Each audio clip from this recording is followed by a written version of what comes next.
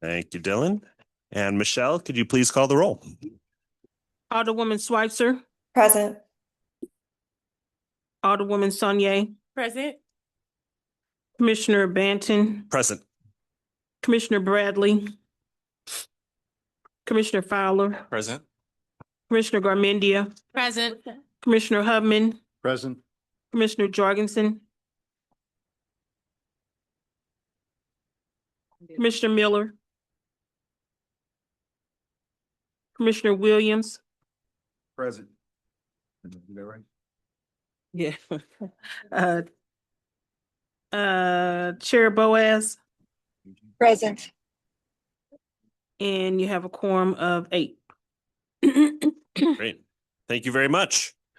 So I am taking over for Tracy tonight, who is joining us online. So I will be your MC for the evening. And we have a relatively light agenda tonight with 2 action items and 2 informational items. But first, I would ask for a motion for approval of the minutes. So moved.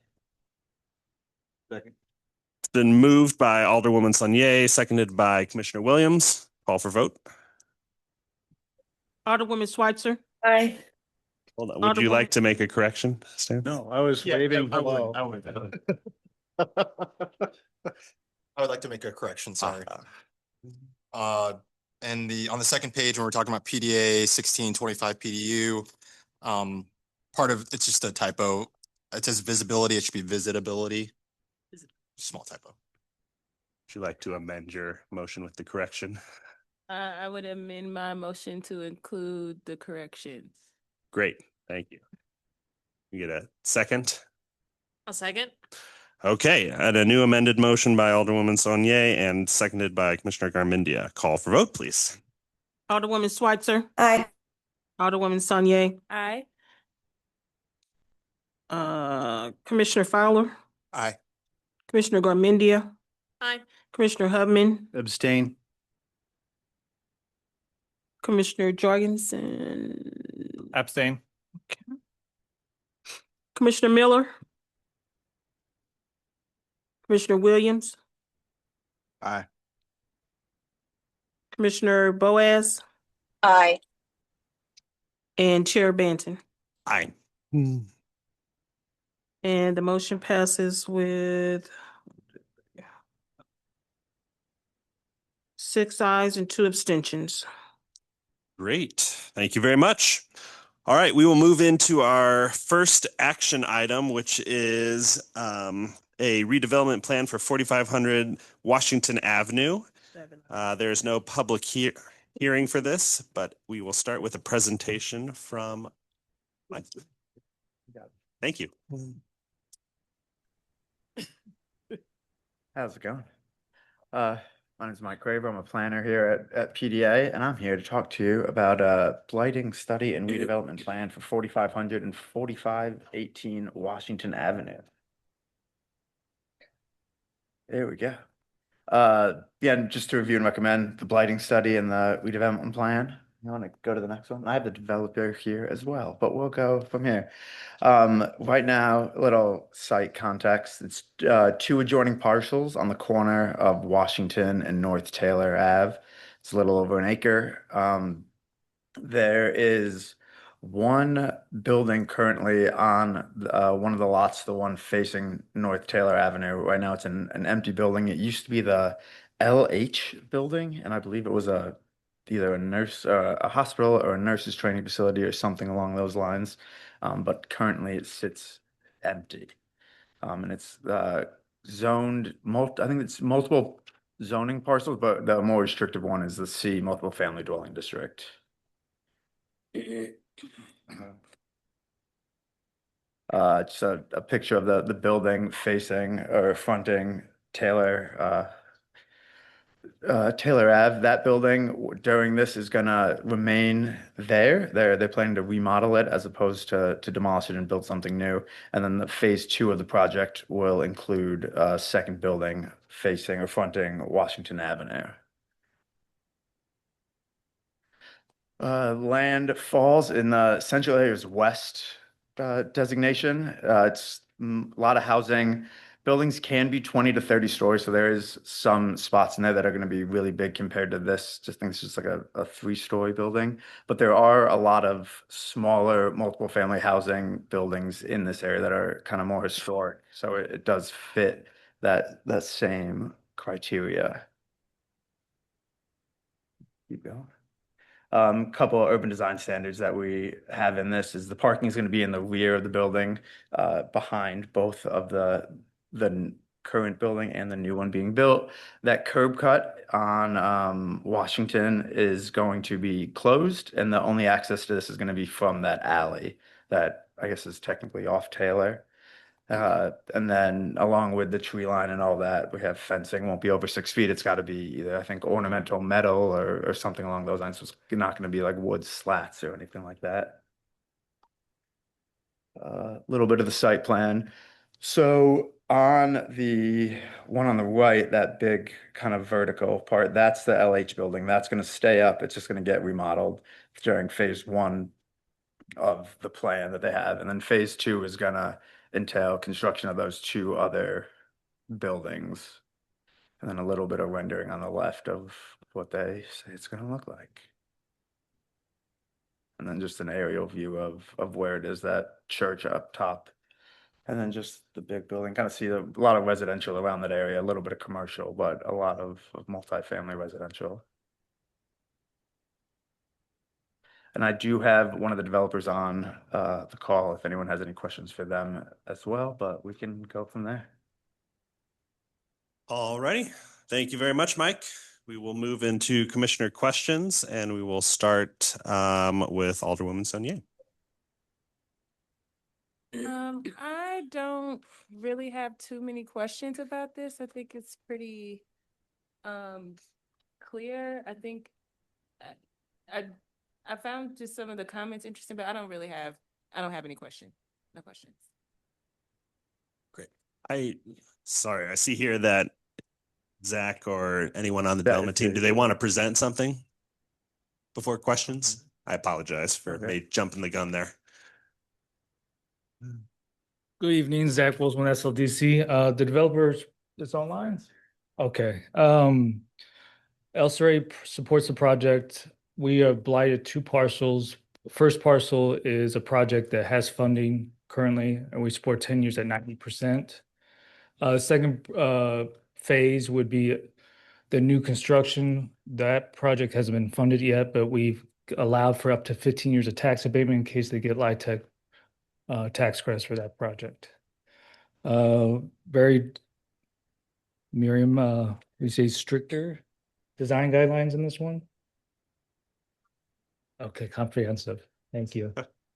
No, but on the community scorecard, scores 45, allows up to 15 years of tax abatement, but we allow for 10 years at 90 for the first phase. Be happy to answer any questions. Thank you very much, Zach. Anything from the developer?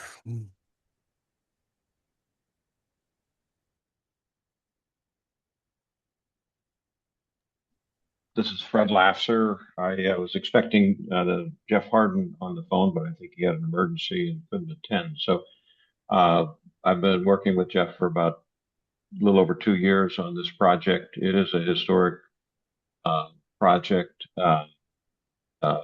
eligible for historic tax credits, which we are taking advantage of. We have submitted all that, and the allocation has been received by the state and the Part 2 approval from the federal government. We're also working with PACE financing on this, and the project is something that we hope will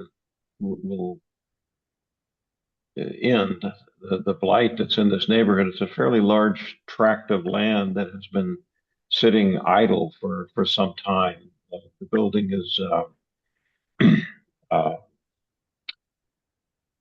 in need of repair. Some windows are missing. It's been vacant for a long time. I think recently Jeff has had a company go in, and I think Spiritus has been clearing some of the brush in the back and removing some of the debris that has been dumped on the property over the years. Uh, Getting ready to clean out some of the old furniture and clothing and things that have accumulated over the years. So it should be looking much better in the next couple of weeks. But we are excited about bringing this back to market. The first phase will be roughly 32 apartments. At least half of those, if not more, will be affordable. And we think the use of the property will be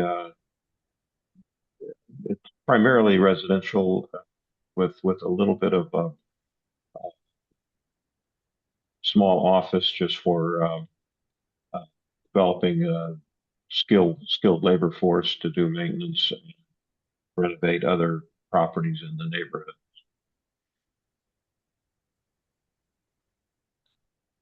Leave it for questions. Very good. Thank you, Mr. Lefser. All right. Take two on the questions. We'll move into commissioner questions and we'll begin again with Alderwoman Sunier. I just wanted to know first that there's no eminent domain in this. I know that's something I'm gonna have to say again, should this make it to the Board of Alderman Committee. I know you mentioned that the units are gonna be affordable, and I see a description here of 7 studio units, 9 one-bedroom units, and 13 two-bedroom units for a total of 29 units. Could you elaborate a little bit more on what the pricing will be for the units? Yes, I think the rents will be, first of all, it's a historic building, and the way it's being renovated, every unit is a little different. The rents will range from about $1,000 a month to $1,500 for the larger units and multiple bedroom units. Thank you. And there is only going to be one curb cut. I'm sorry, I didn't.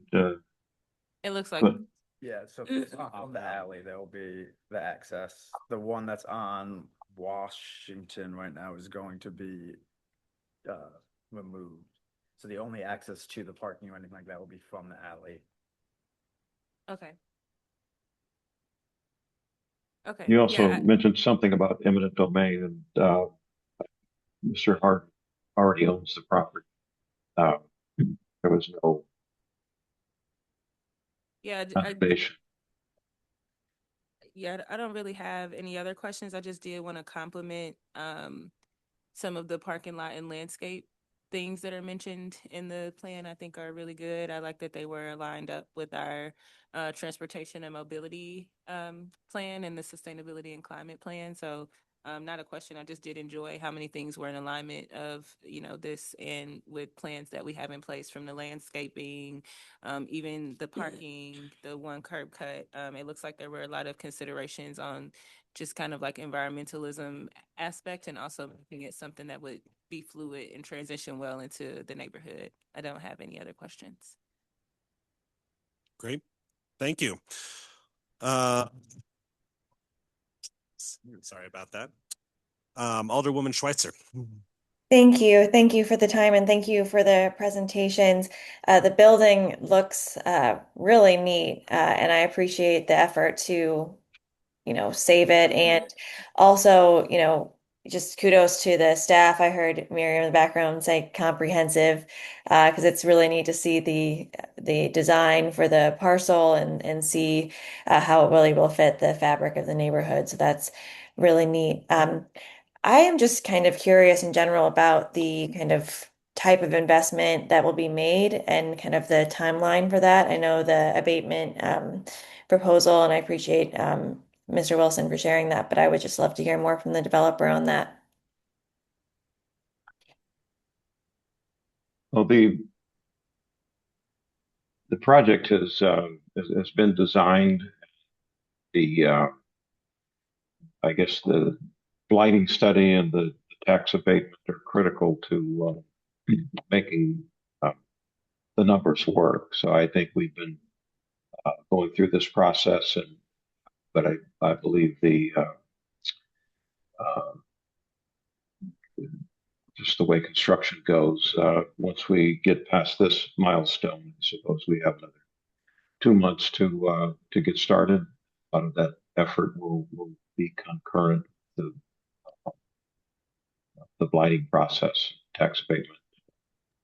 So still a lot of variables to know how much it'll all cost. How much it will cost? Mm-hmm.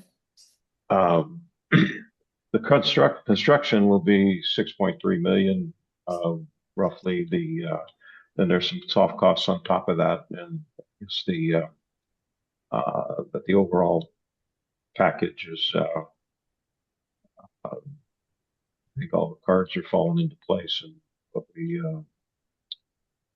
everybody's been ready to go for about 6 months, so we're anxious to get the last piece of the capital stack together. And this effort here today helps us with the cash flow so that we can support an adequate loan to plug the gap in the capital stack.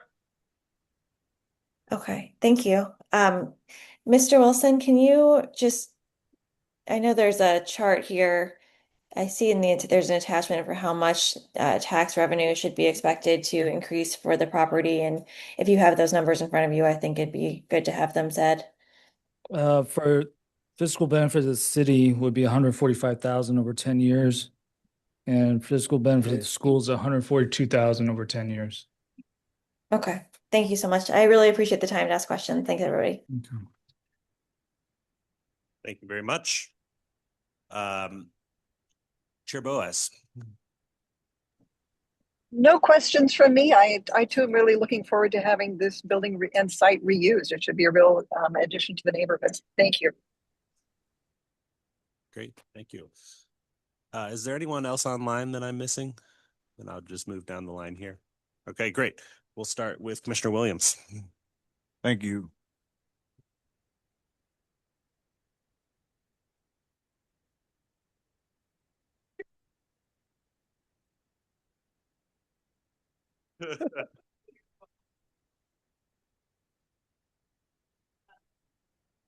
I try not to breathe too hard. Okay. So first, thank you. I agree. The urban design, like regulations and standards in here are pretty detailed. I appreciated that. Also agree would be nice to get this building back online and then of course make use of the adjacent sites that are vacant. Just for clarification, what's the height of buildings 2 and 3?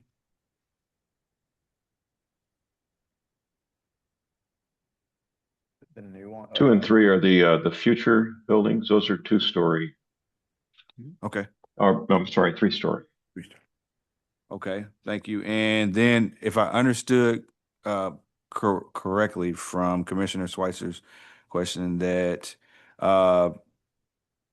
basically you need these tax abatements to make the project happen? Like if you don't get them, then essentially you have to find another source or the deal is Well, off? yeah, I think we've, I guess the way the economics of these deals work, if, we look at the available cash flow and with the rents as low as we have them, the cost of renovating these buildings, even with the historic credits, we wind up with very marginal cash flow. And a big hunk of that is taken up with property taxes. So if we pay the property taxes, the amount of money available to pay off a bank loan is reduced. So we can't borrow enough money to plug the gap to put the whole capital stack together to start the project.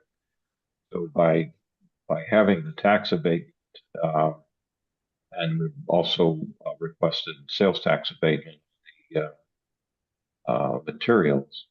So by not having to pay full taxes for a period of time, that allows that cash to be supportive of a larger loan, which helps us get past starting. That's Okay, thank you. Oh, were you not done? Sorry.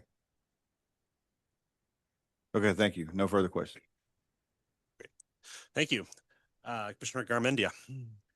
I also want to give my compliments on the, a lot of the things we look for at the planning commission, even though it's maybe not quite our purview, is things that have already been addressed, like placement of the buildings and having the parking be behind. So the use of native plants. So in the landscaping, having a landscaping plan. It's all well and good. I like the historic reuse of the building as well. The only I guess follow-up question I have is I was just looking at the parking to unit ratio, and so 113 spots with 30 with 65 units planned, different sizes, so that would be about 1.7 parking spaces per unit roughly. But is that in line with our recommended spaces per unit, or was there any consideration for having, I don't know, I'm curious if, since that area is so well located, towards Metro, and whether there was, is there going to be any consideration for encouraging car-free households, or do we think all these parking spots will be needed and used by the occupants of these units? I don't know if that's directed to me or the staff. It could be for anyone. Well, I think Dr. Chairman, if I may. Go ahead. This is Jeff Harden. Thank you all for giving me the opportunity. Part of the rationale behind the parking, that was something that we thought about long and hard in making certain that parking lights for the parking spaces didn't bleed into the homes and the surrounding areas where you're waking up and you're looking at this monstrosity of a lighting, shining in your face in terms of your property, in terms of the volume of the units and ratio in terms of the parking. I think the initial thought was potentially having some plug-in stations where people could charge vehicles. It's something later on I was thinking about down the road in that space. So we kind of would like to have that encouraged. But again, it's a cost factor. Knowing that we are on the Taylor line in terms of transportation gives us a little diversity in terms of draw from the market, whether it's a student or just housing situation. But we think we need what we have in terms of the aesthetics of the design, and not to change the economic model to enlarge units and add cost to the build out. I think that was the rationale behind, putting the number of parking spots that we have on that. I hope that answered your question. Yeah, no, thanks. I appreciate it. That's all my questions. Thank you very much, Commissioner Jorgensen. Yeah, I think this looks very promising, but my one concern would be the tax abatement. I wonder if staff could discuss how we reach that recommendation and what the standards are for these things and whether there's any wiggle room there. We scored the project first, but with the community scorecards kind of sets the ceiling for them for the project, and scored 45 points. Got 15 points for affordable housing, 6 points for it creates 7 jobs at this location. The location of the project scores 5 points. Rehab of vacant building is another 5 points. Preserving a historic building is 5 points. Total capital investment is 4 points. Within a quarter mile of a bus stop is 3 points. And using outside funding is 2 points. That sets the ceiling at 45 points, which is 15 years of tax abatement. Actually 25 years of tax abatement, 10 at 90, followed by 15 at 50. Then we do a financial analysis of the project. After the financial analysis, we came to a conclusion that this project is allowed for 10 years at 90% of tax abatement. That brings the return to the investor at a reasonable median return. For a project without incentives, the range would be 6.6 to 5.6. And this would, actually, I misread that. Sorry. The range for without incentives is between 9.1 on the high end and low end 7.1. With this abatement, we're looking at 6.6 return on this investment. Mr. Hardin's been working on this project for a very long time. We're supportive of this project. Mr. Hardin, how long your family's owned the project building?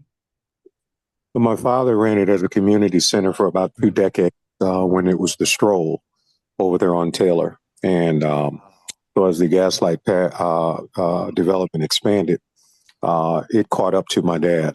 He had already started. So long time.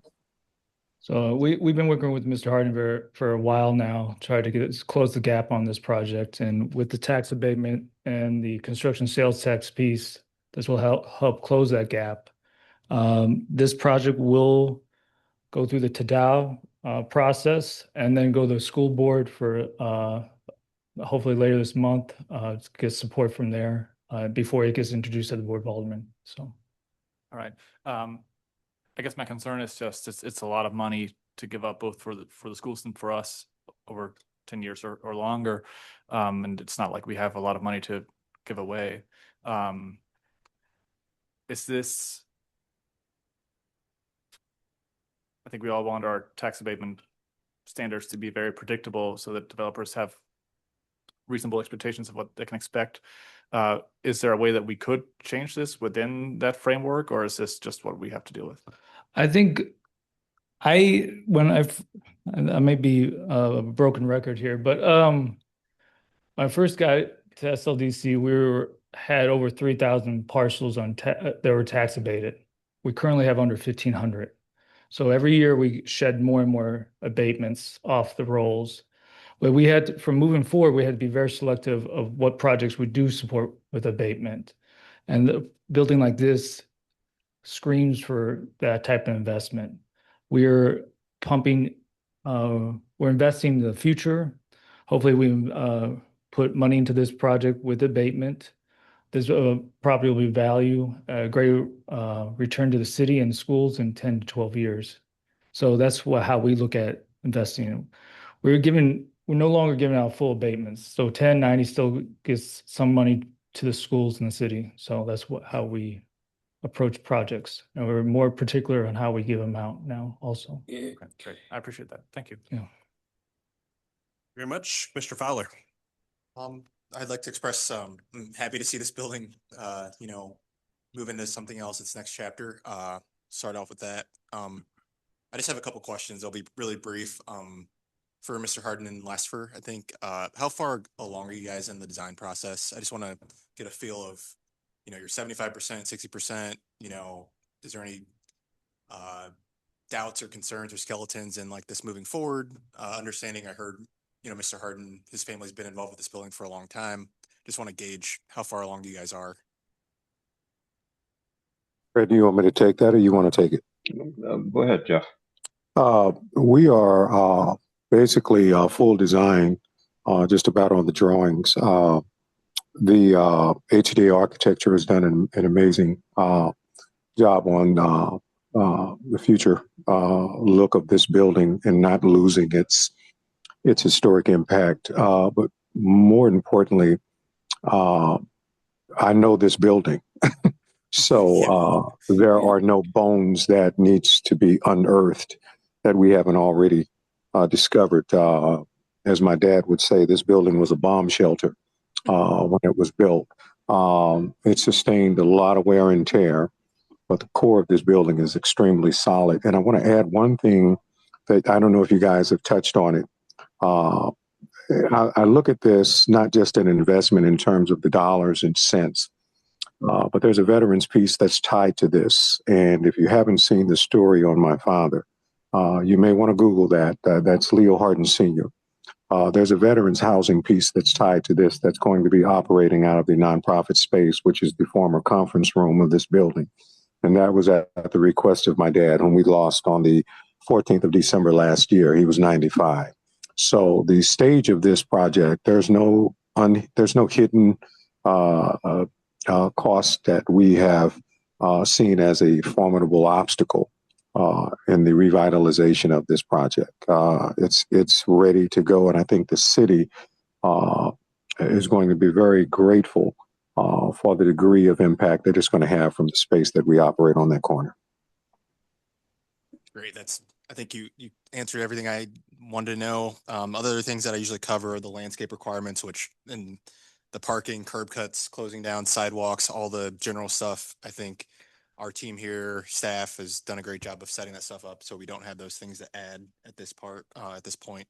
And thanks we see these projects come up and everybody gets a little worrisome of like, will this go forward or will something come up? So thanks for one, being involved at the very early stage, and then keeping it moving. So I think that's all I have. Thank you.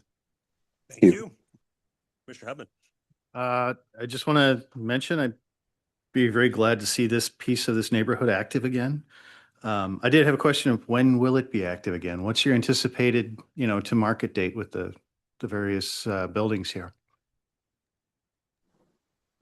Fred, I'll let you dive on that. We're anticipating a 12-month construction cycle. So I think sometimes that goes into 14 months when you have trouble getting all the materials in when you need them. So I would say, given the time to get this through the system and get everything launched, we're probably 18 months from today if everything goes as we expect it to go. And that's all three buildings? Just the first one. That is the hospital building, which is the first phase. And then once that is underway and moving, we'll move into the rest of the construction. Thanks. I'd like to add, if I may, the new construction space is actually being cleared as we speak. And it's in preparation for once we've lined up phase one.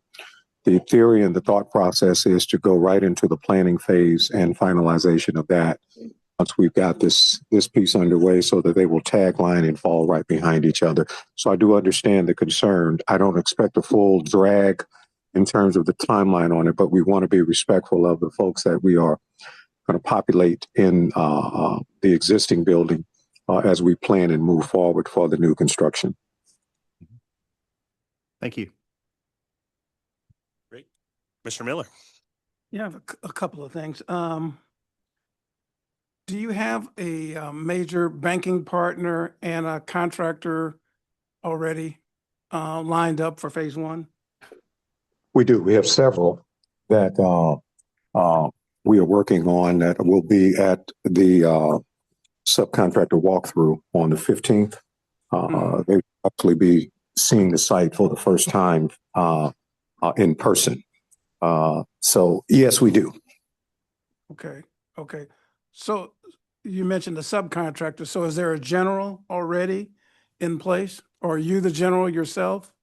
MBG is the general on this. That's what we've selected at this point. All right. Okay. And what about the banking partner, the major banking partner? Regions is one, and Fred, I'll let you speak to the transition of the other. Yeah, I think we do have some financing coming in from PACE, working with PACE Equity on that. And then the historic credits, we don't have the federal historic tax credit investor. We have the approval, but we're negotiating with a couple of different banks right now to try to bridge that and have that partnership put together. They would also be bridging the state historic credits, which completes the capital stack. Okay. And my last question is about the management of the building. I mean, that's a pretty key. The rents you listed, I don't know, Mr. Hart, if you were on, but the rents that were quoted, I think are probably going to be a little low in 18 months. I think you're going to be, they seem to be, your partner gave the range of 1,000 to 1,500. For the affordable and I guess the unaffordable, I mean, the market rate with the unaffordable. Is that correct? Well, at present, yes, but part of the element of this this project is to not only be comparable to what's in the neighborhood, but to also be cost effective in terms of access to a broad market. So we will monitor that. We understand the dynamics of it. Keep in mind, we're familiar with a lot of that. We're near the Fountain Park area. We know some of the housing loss that's been suffered in the neighborhood, which begs the need for this project all the more. But nonetheless, we'll be monitoring that as we go along, and there may be some adjustments, but none that we think will be a deterrent for the lease-up period that we're expecting. No, right. And I'm saying that, yeah, you have to be fair to the market, but fair to yourselves and to the project. So my last question has to do about the management, property management. Is there a professional property manager or your own firm is going to be the property manager? How will that work? We have one that's bidding the project, property management on that, but I have a couple others that I'm looking at, and I'd like to incorporate some, hands-on monitoring in that regard. So there may be some internal monitoring that we do from our end, but we will have the professional support of a outside firm that'll be working with us in that space as well. All right. Thank you. Great. Thank you, Commissioner Miller.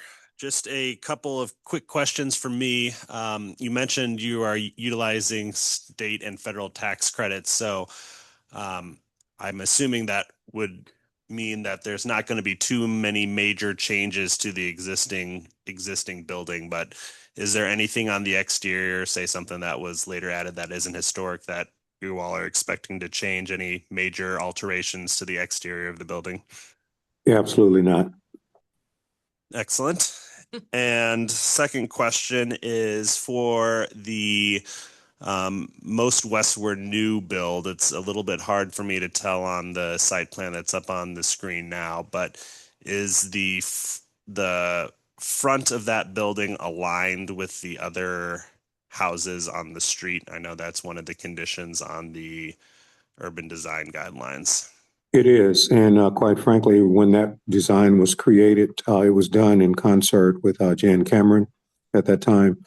So we wanted to make certain that it did not dwarf the other homes around it. So it's kind of almost I don't want to call it a brownstone effect, but it bleeds into that bend. There's a turn in that Washington Avenue that we wanted to capture the aesthetics of that turn. So it was a complement to the homes that are there and not a bump out, so to speak, if that makes sense. It does. Very good. It is a beautiful building. I think the site plan was done with care. Very excited to see this come to life. So that's it for questions. Don would like to make a comment. Yes. So Don Rao, the Executive Director of the Planning and Urban Design Agency. And part of what I want to mention is, yes, historic preservation falls into my agency and under my purview. And I want to thank you, Jeff, for the dedication of your family. And I can feel it as you talk about wanting to save this important corner building, and the shout out you just gave to my staff of Jan Cameron is much appreciated. And Fred, known you for a while, appreciate all your work you do to help make sure the historic fabric of the city is maintained, productive, revigorated, and continues to be a contributor to the city, especially here on a corner. Thanks. Thank you. Appreciate that. All right. With that, Mike, could you remind us of the staff recommendation, please? The Planning Commission finds said blighting and redevelopment plan for the 4500 to 4518 Washington Avenue redevelopment plan to be recommended, declared as blighted, and the proposed redevelopment plan is in conformity with strategic land use plans. It doesn't say flex, it should say corridor west or central area west designation, and therefore recommends approval to the Board of Aldermen of the City of St. Louis. Oh, yeah. I just want to quickly add something. I think this recommendation slide is a good reminder of I think the kind of purview and responsibility of the Planning Commission's recommendation and review of these, which is really mostly about conformity with adopted plans. So just want to kind of get that as part of the record. I don't know if, David, you want to add anything to that effect or not? No pressure. Let's just know that the purview of the Planning Commission is exactly as provided here. This is what the statute has directed you to do. So when you start wandering into other areas, you're possibly creating a record. If you make a decision based on the record you've created that is not in line with your role as you're directed by statute to carry out, which again is it's in front. Great. Thank you very much. Do I have a motion on the table? So moved. Second. All right, it was moved by Commissioner Hubman or Fowler? Hubman and seconded by Commissioner Garmendia. Call for vote, please. Alderwoman Switzer, Aye. Alderwoman Saunier, Aye. Commissioner Boaz, Aye. Commissioner Fowler, Aye. Commissioner Garmendia, Aye. Commissioner Hubman, Aye. Commissioner Jorgensen, Aye. Commissioner Miller, Aye. Commissioner Williams, Aye. Chair Banton, Aye. and the motion passes with all present voting aye. Great. Thank you very much. And looking forward to seeing this get started. Thank you for joining us tonight. Thank you. Thank you. All right. With that, we will move into our second action item of the evening, which is our Planning Commission prioritization. We got a little bit of a preview of that during the last meeting, but Miriam is here to give us a little bit more. So take it away. That's right. Action packed. Action item number 2. Next slide. So I did present most of this content last time. I'm going to move really quickly through because I don't want to kind of unnecessarily repeat the discussion. But just as a reminder, kind of the procedure for this annual prioritization was developed a couple of years ago, and the process goes like this: kind of input from commissioners at the beginning of the year, sharing of a draft memo at the March meeting to kind of prompt further discussion and refinement of the prioritization. And then here at the April meeting is when we present a refined version of that memo for kind of the Planning Commission's affirmation and adoption. Context this year is we are rewriting the city's zoning code. We have a lot of recently adopted elements of the city's citywide elements of the city's comprehensive plan. Neighborhood planning is going at full steam, lots of ongoing projects. And so we're trying to think about kind of strategically about what are gaps we can plug within that comprehensive work, but also how can we further implement some of the principles of that adopted planning work that is not otherwise being implemented through zoning or otherwise. Next slide. Here is a rough timeline of kind of all of those ongoing initiatives. And referenced here also are some other housing related activities that as soon as HUD approves our action plan and CDA approves our subrecipient agreement, we can get going with some of those things, which include creation of pre-approved housing plan sets and more. The next slide.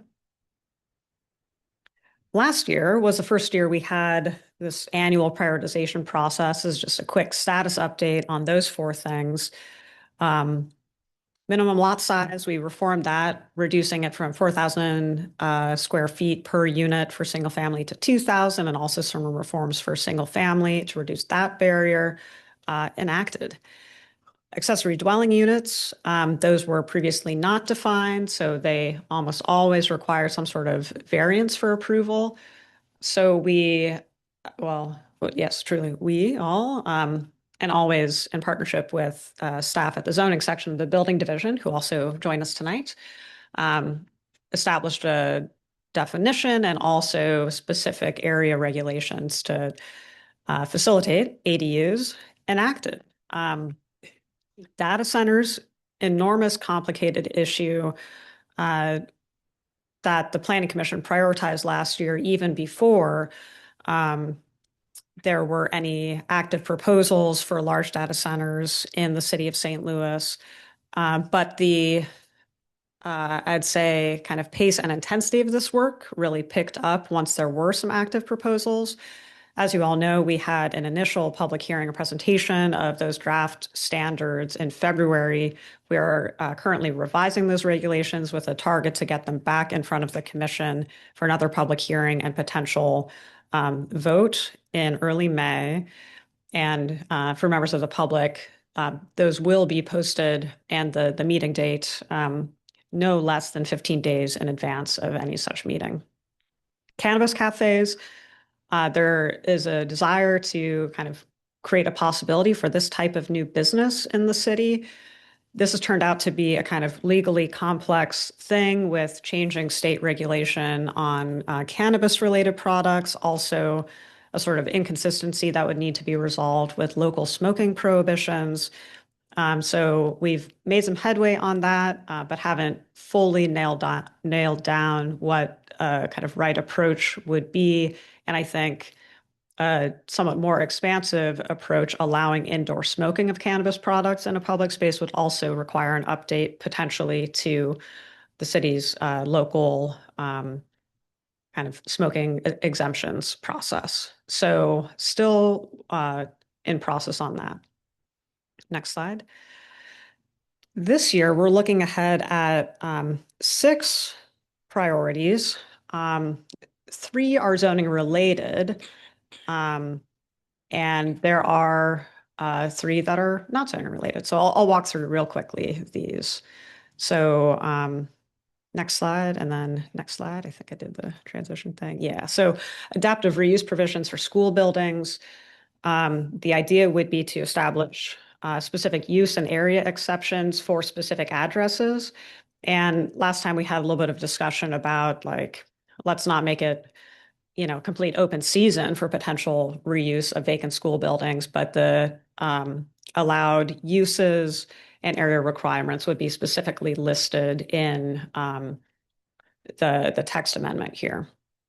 So this would be a sort of quick interim thing so that we have it in place even while we're working on the zoning upgrade. I mean, I think the way I've kind of thought about this is even if this helps get one school building reuse project over the finish line in this interim period, that will have been worth doing, even though it might not then be exactly repurposed in the new zoning code, though there will be provisions in the new zoning code as well that reduce barriers to adaptive reuse of vacant school buildings.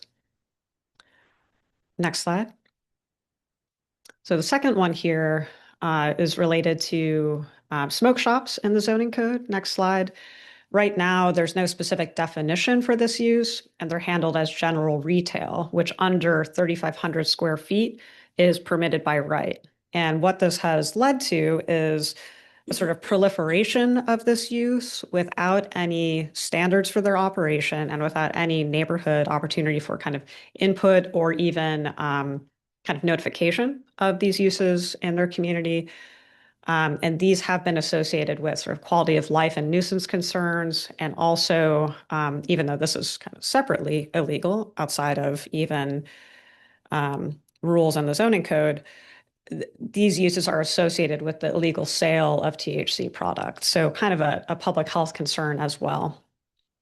So the approach would be to simply establish a definition for smoke shops, and there is one within the form-based districts that we could borrow, and then very simply treat as conditional in relevant districts. So there would be just that opportunity for review and then establishment of conditions so that if those conditions are violated, there's the potential for revocation. So a little bit of an enforcement tool to ensure that these are, when permitted, handled carefully. And we would be in kind of dialogue with other departments that relate to this issue as well.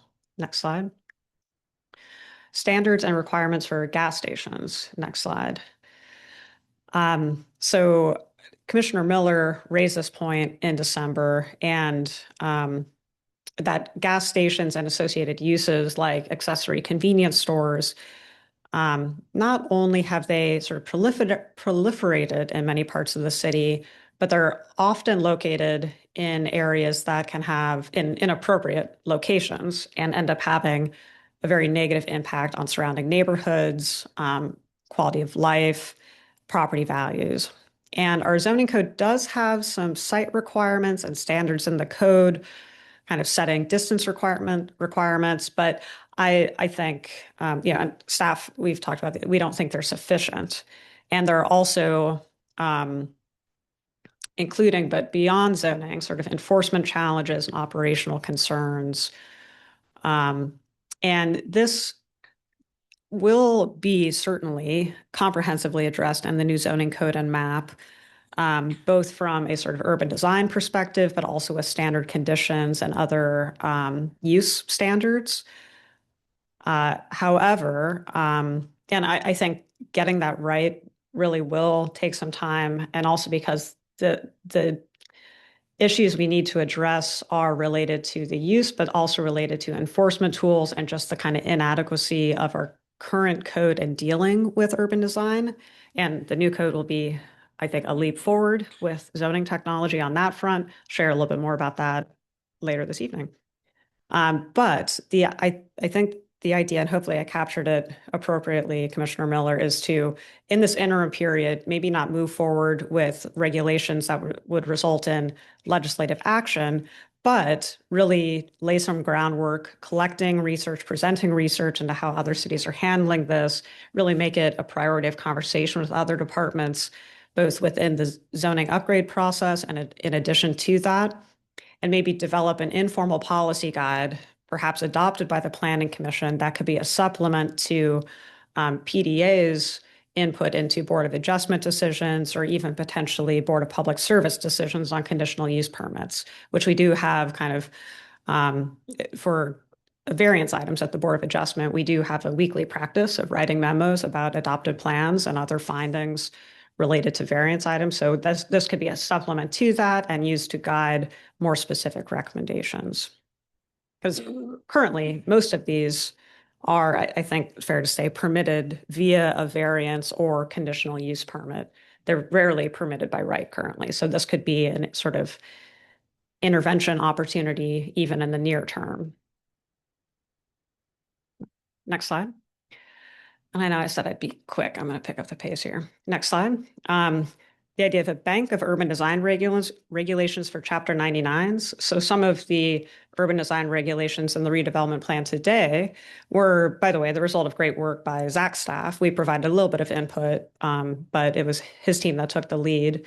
The idea would be to have a kind of standard base of those that we can pick and choose from in future redevelopment plans in partnership with SLDC. I think the zoning upgrade will be a huge step forward in terms of the kind of urban design regulations and the new code. So I think the approach would be to kind of keep this in the back of our head as we're working those out and find a way to kind of expand or complement the new zoning standards with these urban design regulations that could be kind of site specific in redevelopment plans. Next slide. Next slide. Right-of-way vacations. So the kind of giving up of public right-of-way, streets or alleys for private use is something that the Planning Commission weighs in on. They've delegated that authority, you all have delegated that authority to staff for review to weigh in that process. However, members of our team have pointed out that now with the adopted transportation and mobility plan, there's an opportunity to establish much clearer guidance that can be used upfront with applicants to guide when right-of-way vacations may and may not be appropriate. I think the city hasn't had that standard, those criteria historically, but really should, because these are big decisions, giving up public right-of-way for private use. Next slide. Next slide. And then this would be something that happens annually anyway, but updating the priority areas for neighborhood planning. But in addition, we're suggesting this year is also a good time to update these, I'll call them minimum, but actually, I won't, the standards for neighborhood plans. Now that that team has had the benefit of, and the commission, the benefit of a lot of planning work, the first phase of neighborhood planning areas, good time to kind of take a step back and adopt refined standards. So I think a draft of that has been shared with the commission.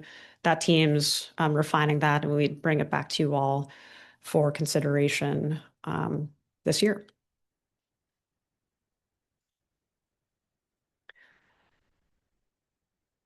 And that's the end of my presentation. Great. Thank you very much, Miriam. We'll move into discussion. I'm not sure how much back and forth folks would like to have. Maybe I'll just quickly go down, see if anyone has any comments or question for staff or any other commissioners. So, Alderwoman Lanier. Thank you, Miriam. I'm really looking forward to us digging into several of these things. I agree with you. I think as far as the school zoning overlay, any school building being developed into a current use, I know that is like high up on a lot of our residents' interest. And I think that I often hear from constituents that they want to see more of a collaborative relationship between the school district and the city, and they want to see the city of St. Louis supporting the school district in their efforts. And I think that this is a good way for us to kind of collaborate and have some of these conversations, and I think they'll be happy. And so if the school buildings get used, we get a chance to get in better relationship with them and work with them. And if the buildings can even become what we know our city needs, which is family housing that is affordable, that's an even bigger win. So I'm really excited about that project. The smoke shops for conditional use of zoning code, I am looking forward to that as well. As an alderwoman, I can speak to the many instances and problems that I have with them. I actually have one now that is essentially operating unregulated. And a lot of times part of the issue is we don't have the ability to negotiate certain conditions on the front end because they just go into zoning. Sometimes I'm not even aware, or residents are not aware that there's something coming until they are opening up their doors and their problems, which just is horrible for everyone involved. So I'm excited about that. I think the Board of Aldermen is notorious for some of our gas station conversations and commentary. So, I won't dig into that, but I'm looking forward to that. And specifically, I would love for us to talk about any standards that we can put in terms of disincentivizing concentrations of them and making sure that they are spread out in neighborhoods and spread out in communities is something that I definitely look forward to being a part of that conversation. I think all of our, public facing, I think just all of these things are really good. And in general, even the neighborhood plan standards, priority areas, I think these are just all great things to discuss. And I've really been impressed during my short time here as a commissioner at how much you all are able to get done from a staffing perspective. And I really like this approach of outlaying the priorities so that you all's time and capacity can be used efficiently and everyone is aligned in terms of what we're going to discuss and when and kind of what the focus is there. And I know many of my colleagues will be looking forward to some of these priorities making it to our part of these discussions. Great. Thank you. Alderwoman Schweitzer. I appreciate these recommendations and these priorities. I agree that the guidance for the right-of-way vacations would be really helpful, the Board of Aldermen, when making those decisions. And all of the other things that Alderman Sanye shared, I really agree with, and I know my constituents would too. So thank you. Commissioner Boaz. Well, I have nothing to add. Those are great comments that were made, and I just will second them. Thanks so much. I'm looking forward to the year's investigations. Great. Mr. Williams. Quick clarifying question, maybe I wasn't paying attention. Is this a prioritization list, or is this a we're doing all of this list? You tell us. I think I believe we can do all of these things. I think we can try to do all these things. I think it is a lot, especially with the upgrade, the zoning upgrade underway, and the neighborhood planning team, they're going pretty full steam. But I do think this slate is achievable. Yeah. That's all. Thank you. Commissioner Garmendia. I guess one question I have is, should we be presenting these priorities with the ones from last time? That data centers and cannabis, should those be in this kind of queue as well, or can we Yeah, can we make a recommendation to affirm this annual strategy? Is it kind of understood that we're still working on those? I believe so. If Okay. in the memo you think that's unclear, we can revise it, but in the description of the status, tried to capture those things and kind of the timeline or approach for wrapping those up. Okay. I don't think it's like critical, but I think it would be, as we continue to do this process, we'll have more things that we don't get to finish or are still in progress. And it might just be important to be clear what we're voting on is not to, we're moving on from data centers, going straight to school buildings, so I think it would be important to really clearly communicate that in our next year, but as long as we're on the same page that those are still, those are going to be happening. And then this will be kind of added to it. Right. Yeah, I think what I tried to capture in the memo is data centers. I think we'll move forward on the timeline I suggested, or I hope we can do, which is bringing it back to you all in early May. Cannabis cafes, I think if we arrive at a resolution before we have the new code, can make sense to move forward on that. But I'm honestly not certain we will. Like, I don't know that we figured out exactly what the right thing is to do when there are all of these kind of questions and the desired approach isn't yet clear. Yeah, and it might require additional or other legislation for it to then make sense. Yeah. To reach the true intent. Yeah. Nope, I think and that was going to be my clarifying question was, you didn't at the end of this say, and I think we can do it all. So I mean, how's everybody doing? And I mean, I'll say too, it's planning staff that works on these. Any item involving zoning necessarily involves the zoning section of the building division, and they've got their own workload and workflow challenges that are different from ours. So I don't want to speak for them, though. Of course, we talked before tonight. and I guess the only other comment I have, I think, this is our second year doing this procedure, and I think it's made my life a lot easier when as far as brainstorming and kind of direct, like when folks have both members from the community and alders and a variety of different stakeholders have thoughts on changes that we should make to zoning related, that I have a clear procedure to point them to and a timeline. Like when we as a body will vote on what we're working on for the year. And that it needs to have a member of the planning commission kind of putting that forward or championing that issue. I think that makes that clarity has been really helpful for organizing, and communicating with stakeholders. So thank you. Great. Yours. I think this is an interesting list, but my initial reaction when seeing the number of items here is just that it's a lot. And I just worry. I understand. I'm glad to say that, or to hear you say that it's achievable. I'm not sure if that also means that it's the best use of staff's time when there are so many big items that you're already dealing with, both in zoning and PDA.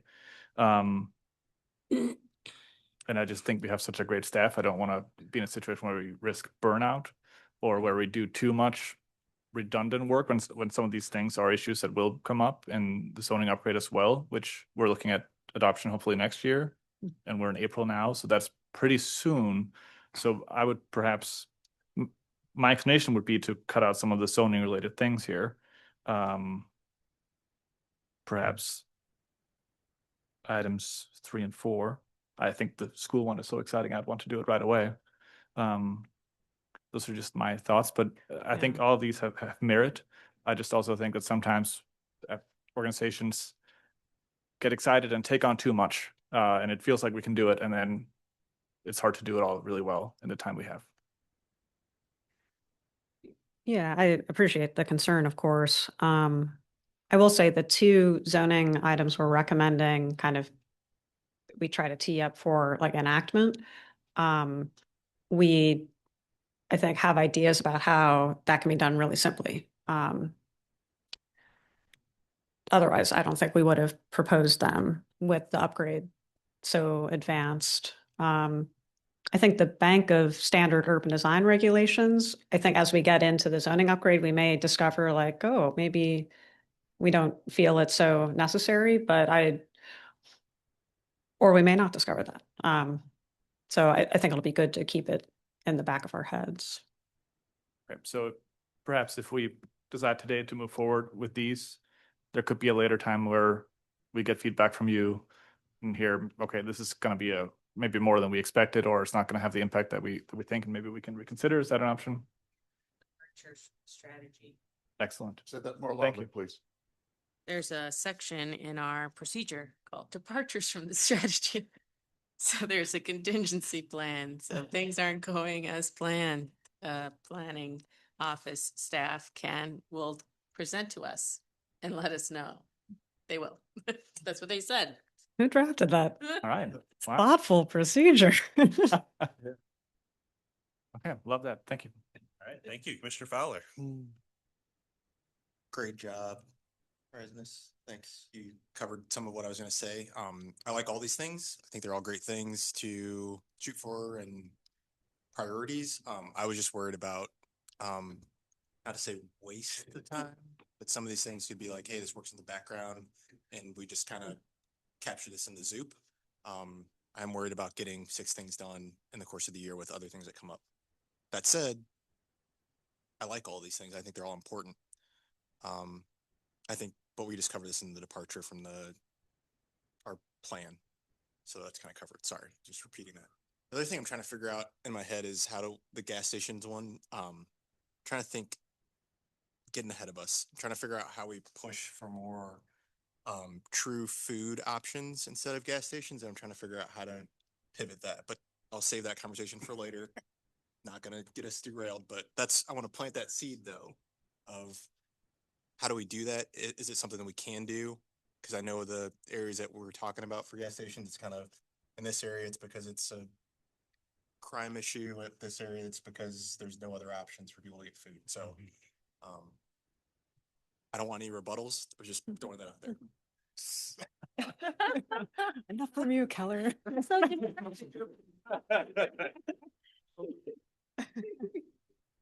All right, Commissioner Hubman. I like your thinking. I think I think it's good.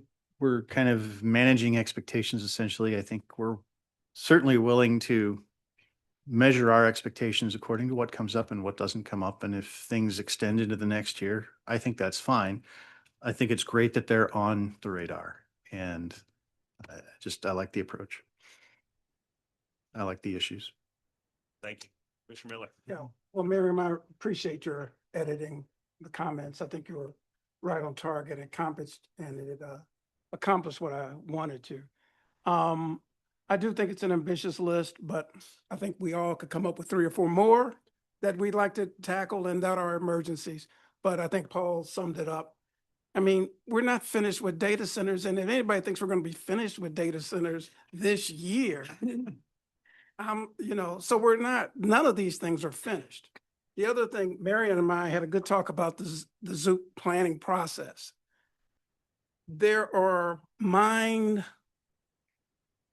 little time bombs along that way that are going to require a lot of digging in to different specific items. We have detention facilities, we have group homes. We have a lot of things in the zoning code things that we didn't have 50 years ago and that we're trying to get in. They're going to require deep thought and many years of iterations to deal with them. So, the thing about the gas stations, we're not going to solve gas station issues, but we're definitely gonna what I'd like to see us do is supplement what's gonna be anticipated that's gonna be in the zoning upgrade. Some of the questions are gonna have to be anticipated. Nobody's gonna come in and say, oh, we got it figured out, and it's gonna be an iterative process. So I, wanted the staff, let's try to get ahead of some of that thinking so that we're kind of prepared for the context of it. And that's gonna happen on several issues. I mean, Miriam, you mentioned there was 10 or 12 that you thought they're gonna require some deep digging on our part as we go forward. So I'm looking forward to it. I think we got to start. I got a couple more that I could add, but I'll wait till next year. Wait till next year. All right, thank you. Yes, I'll just echo my fellow commissioners. It's great to hear that we're all concerned about staff and your ability to do all these great things. We want to make sure we're not overworking you here at the commission. So, but we also appreciate your willingness to help us look into these priorities. I think that's something that a lot of us have had on the top of our minds for quite a while. And to Commissioner Garmendia's comments earlier, it's great to have a process for bringing them up and also helping prioritize, and then perhaps changing track throughout the year if need be, as different items come up, as I'm sure they will. So I just want to extend my thanks and gratitude to you, Miriam, and Don, and the rest of the staff for helping us move these items along, and looking forward to hearing about them more throughout the year. Yes. Sure. You mentioned that there would be 15 days notice given before a hearing in regards to data centers. Has there been discussion on how to communicate that and clarify that publicly? Because there's a lot of misinformation in the public going on about timeline. I think there was a meeting where there was like an amendment to something. I just saw a lot of public discussion that I think maybe was misinformation based off what you said. So I'm wondering if there's been any conversations about just providing that clarity to the public that, there's a commitment on our end that there'll be at least a 15-day notice before any hearing would take place. Yeah, I think, I can only speak to the regulations. I think, at minimum, we could make sure that's captured on our website. So when people go looking, they get that information and assurance. And Reshot it and send it to my constituents. So that's great. sure. Yeah. And then communication, we often lean on some I partners. don't think I've seen that, but feel free to share that with me, and I'd be happy to look at it and see what we can do to clarify that. It's pretty rampant. So Yeah, I would okay. recommend maybe we just talk offline about how to put out a statement, or, I think officials just clearing it up, not even getting into the waffle of public discussions, especially on social media. But I think just a way to put out some public information that's a commitment from our end, because I think that there's definitely some great misinformation there. Thank you. I'm glad you two are having that discussion, because remember, some of the topics the city is dealing with have some silos as to where they're going, meaning there may be at this venue or at our venue or somewhere else. So reminding that to the mayor's office is a good thing, because there's not like a data center portal for all things data center that's being managed. Yeah. So we do try and share all things data center on our portal. Please do. Yes. Yeah. So, but as soon as I guess we've talked about the date, and we haven't, I guess, crossed all the T's and dotted the I's yet. Yeah, I can, for the public, I had polled commissioners for their availability. Best availability looked like May 7th, and we have found a space because this boardroom will be under renovation. What we're trying to work through now is staff has some scheduling conflicts that we're trying to see if we can resolve, but I don't want personally to kind of delay any further than is just logistically necessary, because I know I feel that there's a need, and I know there's a public desire to move the process forward and getting some regulations and standards in place. There's a hope that there'll be a vote on the regulations on the May 7th meeting? Are there plans to display, I guess, like our agenda would have what we would be voting on officially by that date? Yeah, so the date of the hearing will be posted 15 days in advance, as will the updated recommended regulations. Now, discussion could lead to any number of changes during the meeting, but the regulations that would be voted on will be part of that 15-day advance posting. Thank you. Yes. Did the staff engage any experts in this process? Yes. And the staff has become experts in this. We're trying. Yeah, I think experts from a variety of perspectives, we kind of environmental advocates, we have engaged, and I think going to not name any, but no, we have tried to engage experts from a sort of spectrum of points of view. So environmental advocates, also people who develop data centers or operate them, and also firms that design data centers. They have been really helpful on informing kind of, the standards that are state of the art and that we should, as a city, consider just expecting as a baseline. We've also spoken with people who understand much better than I ever will, I think, the landscape of utility policy and how all of this could impact ratepayers. So yeah, we've tried, and people in other cities, and also people that are cities who operate in the same like regional transmission territory that we are within, the not MISO, but MISO regional transmission territory. And yeah, that people at other cities to see what they're doing and what seems like it's worked well and not worked well. But if anybody online or commissioners have recommendations about other people who may have expertise to lend, I'm always interested in a conversation because there's a lot to learn. I just wanted to make a comment that we are unfortunately on the bleeding edge of developing rail regulations, zoning regulations. And when I did a scan of what other cities have passed in terms of related to data centers, when I was doing like a legislative scan, and the only thing I saw over and over again were moratoriums, aka kicking the can down the road. So I thank our staff for, I guess we're putting our neck out there with trying to put regulations on paper.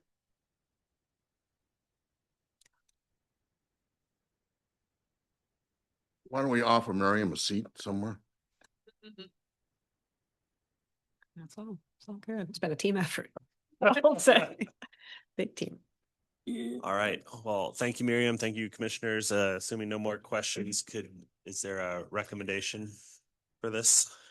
Actually, I didn't write one out, but I think it would be to vote to affirm the priorities for the coming year as presented in the memo.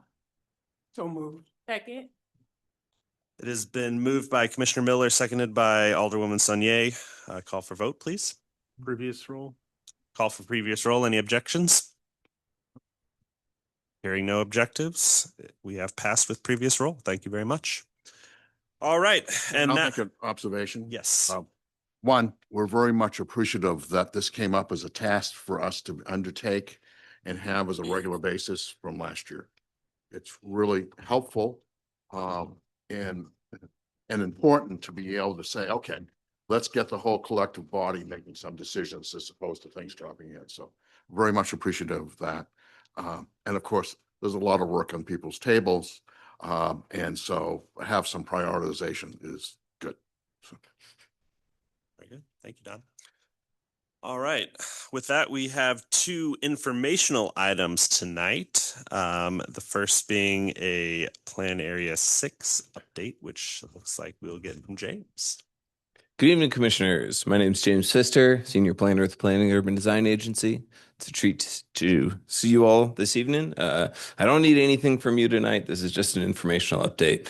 And I'm very excited to share this because normally I'm speaking to you about more citywide initiatives, whether it's a zoning text amendment or the land use plan. but I have been joining partially the neighborhood planning team under Plan STL, and I'm managing one of the plan areas in Plan STL, and it's Plan Area 6, one of the more recent ones, and it is covering the Mark Twain I-70 industrial neighborhood.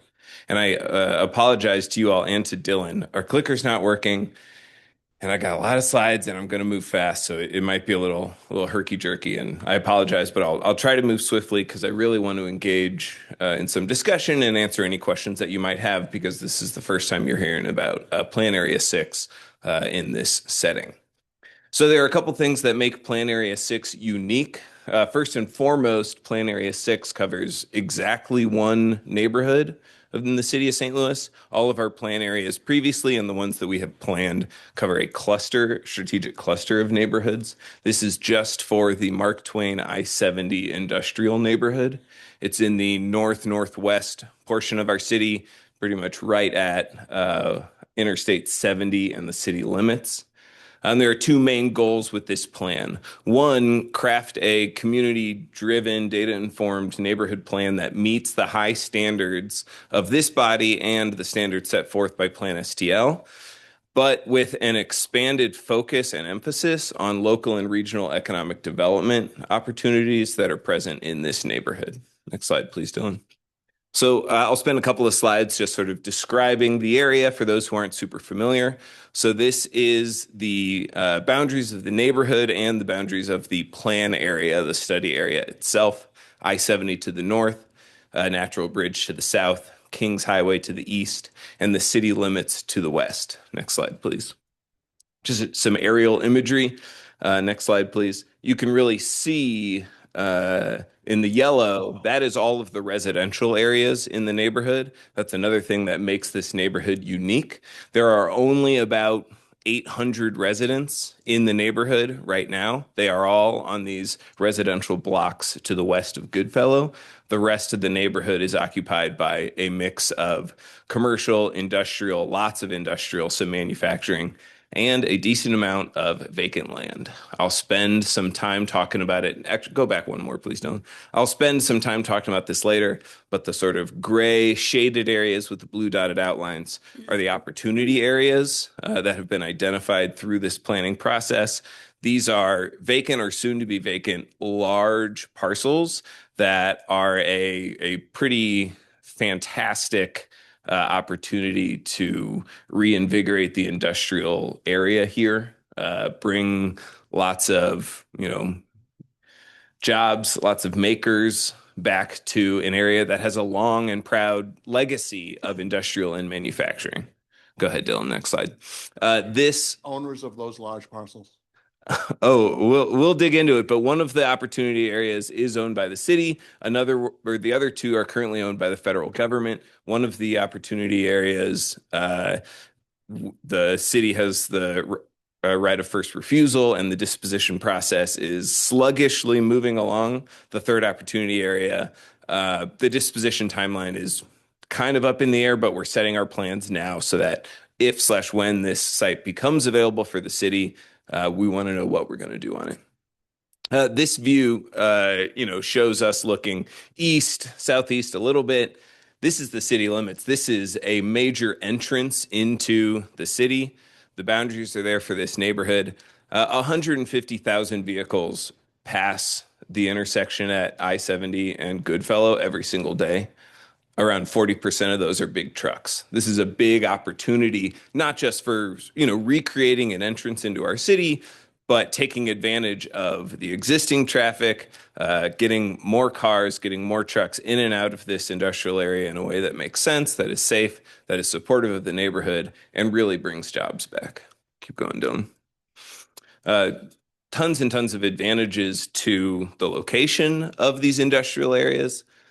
Proximity to the riverfront, to the airports, to major hubs of commercial and innovation activity right now, whether that's Rankin and Amick, Cortex and the hospitals and the universities, the NGA campus, WashU and Boeing, just a little bit to the west and northwest. Really, really strategically located. It's hard to overstate how great it is to be right there on Interstate 70 in the heart of the city. Really high quality rail access still exists throughout the neighborhood. Lots of spurs to the major rail lines there that still exist, untapped potential there, or previously tapped potential that is no longer being tapped. Go ahead, Dylan.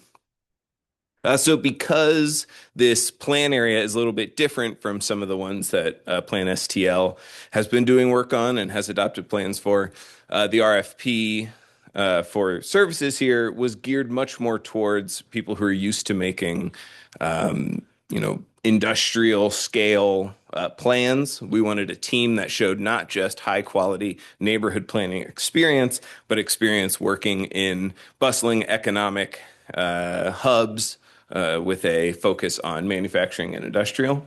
So the project leadership is Interface Studios. You might recognize that name. They've done some planning work in St. Louis. Most recently, the Design Downtown STL plan that was adopted in 2020. So they know a lot of the players and a lot of the leadership that persists in the region, and that's been really helpful. There are 3 local sub-consultants, Public Design Bureau, well known to our department and this body for engagement, but also Lockmuller and Menke Consulting taking on transportation and sustainability and infrastructure planning. Next slide, Dylan. There are 2 phases to this plan. The first one is about 90% wrapped up. I say 90% wrapped up because nothing's done until it comes to this body and the neighborhood blesses it and the Planning Commission blesses it and we adopt it.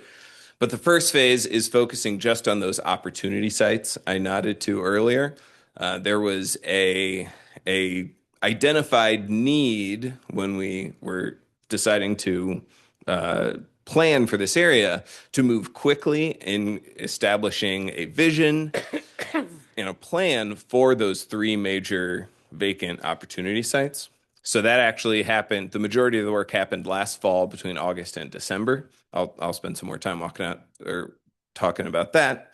But now we're in the heart of the actual neighborhood plan, sort of traditional plan crafting process. That's what we're in now. Go ahead, Dylan. So a close look at these opportunity sites. As I mentioned, opportunity site 1, locally referred to as the SLAP site, St. Louis Army Ammunition Plant site. It's vacant. The city owns it. LCRA owns it.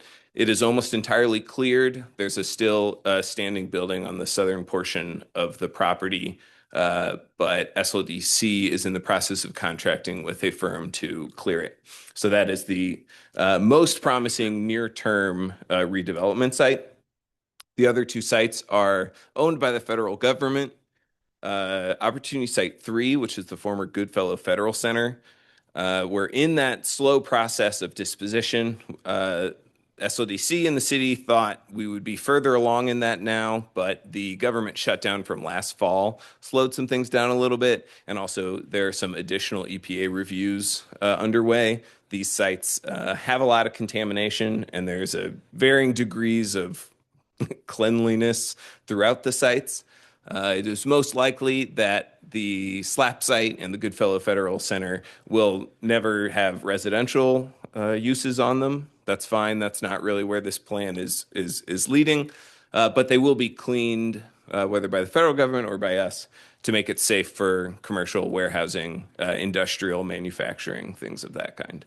Opportunity Site 2, which is the former U.S. Army Reserve site, it's vacant. All signs are pointing towards the federal government wants to get rid of it. We just don't really have a conversation stream about that at this time. You might notice that the boundaries of Opportunity Site 2 have changed a little bit. There's a dotted yellow line. That's because some really fortunate for the area reinvestment by the U.S. Job Corps facility, which is on Stratford at Goodfellow almost. They are reinvesting in their property. They are a really high quality jobs training program, and they actually have around 300 students living on their campus, and they've been building. So it's good reinvestment. It's kind of shrinking what we thought would be the opportunity site boundaries, but they've been a great partner and they've been involved in the planning process so far. Next slide, Dylan.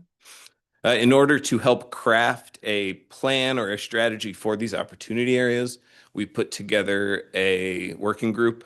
There have been some really fantastic conversations, some challenging conversations from very intelligent local and regional stakeholders, Greater St. Louis, the St. Louis Economic Development Partnership, Missouri State, AMIC, the Freightway, MoDOT, Ameren, Spire, and more. There's been representatives from both residents and existing businesses in the area in these working groups as well, providing their input and guidance. Next slide, Dylan. The feasibility analysis for the opportunity areas was sort of this beautiful dance between the planning goals, which are on the screen here. Those were established by the working group, but largely determined by the city, PDA, and the neighborhood planning team and SLDC. What the market can support and what the present site constraints are for the neighborhood or for the opportunity sites. Next slide, Dylan. The final report of the feasibility analysis for the opportunity sites will be made public with the full plan. So that's why I kind of said, oh, we're 90% done with this. We want to make sure that we're not, stamping anything until the full neighborhood plan has also been completed. We want to make sure that, all of the traditional neighborhood planning process is happening in concert with the sort of expert market analysis of what's feasible on those opportunity sites. I don't imagine it to change vastly, but you never know what comes to light through these planning processes. But high level, what this plan is going to be proposing for these opportunity sites is what we're calling a modern flex industrial campus or district. Some sort of district-wide planned redevelopment that's focused on a specific size and market attractiveness for like flex mid-size industrial and manufacturing. Our economic development sub-consultant did some really fantastic analysis about what St. Louis already has and what it's missing, looking at the existing building stock all across the city for industrial and manufacturing, what's lacking. So we're kind of looking at these sort of mid to small scale, flexible sites where firms that grow out of some of our great incubators and innovation centers in St. Louis can move into rather than having to go elsewhere because we just don't have the size or location that's appropriate for whatever these firms want to do or produce. Next slide, please, Dylan. This is not something to fall in love with. This is just one, draft of what a potential site plan could look like for the new opportunity sites. None of these, we're not married to any of these uses, but I wanted to show you some of the things that we're thinking about. We're thinking about introducing new circulation throughout the area. We're thinking about a mix of uses on and off these major parcels, while also acknowledging that there's incredible opportunity outside of the opportunity areas at Natural Bridge and Goodfellow, on the west side of Goodfellow, just south of I-70. So these are the directions in which we're thinking, but nothing's set in stone yet. Next slide, please. Now, all of this sort of bleeds into the actual neighborhood plan creation, which is underway now. In last fall, we sought applications for the Neighborhood Planning Committee. It was formed officially January of this year. There are 15 members. We're pleased that every single resident of the neighborhood who applied to be on the Neighborhood Planning Committee was accepted and is on the committee. The rest of the members are business owners or property owners within the neighborhood. We also have one long-term resident who no longer lives in the neighborhood, but she is an experienced local architect, and we just thought her voice would be really powerful. We've got a mix of public meetings, neighborhood planning committee meetings. We also have a full slate of roundtables with local stakeholders and interviews with business owners, including representatives from Union 70, which is one of the largest sort of industrial campuses existing inside of the neighborhood. And all of that will be happening in this month and next month. it's a pretty quick process. As you can see, we want to adopt the plan by the end of this summer or early this fall. And it's possible when we have a geography that is tighter and we have an incredibly motivated resident population and business community within there. We can do a lot of things well and quickly. Go ahead, Dylan. We also are benefiting from one adopted plan just to the north, the Walnut Park East and West and Mark Twain neighborhood plan was just adopted, and Plan Area 4 to the south and to the west. That's underway as well. So we're all working in concert, us in the Plan STL team. Next slide, Dylan. Some early takeaways from our engagement is that there is really fierce pride in this neighborhood. There aren't that many of them, but even the residents and some of the business owners really enjoy living and working where they do, and they want to see it, reach some grand heights again. Pretty much everybody is united around the notion that this plan is about jobs. This neighborhood has about 3,000 less jobs in it than it did 10 years ago. A lot of that has to do with the federal government closing down its offices there, but there are just less people going in and out of the neighborhood to work, and it's noticeable. It's also nice that the residents are very proud of the industrial legacy. This is a direct quote from one of our NPC members. We want to make things again. They want there to be jobs in the neighborhood. They want those jobs to be attainable by the people in the neighborhood.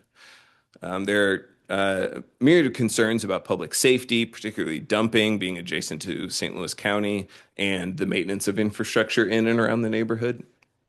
There is a sense of a lack of support from the city, the amorphous city, so we're trying to rebuild that relationship.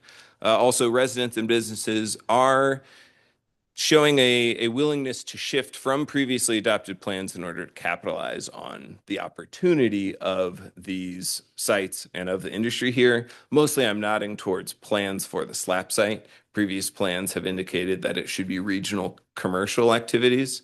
There's still an appetite for retail and commercial in the neighborhood, but the positioning of the site, the fact that it's in city ownership, the conditions on the site, I think we're starting to learn that maybe the best option is to have it be more productive, industrial manufacturing. That's all going to come out in the plan.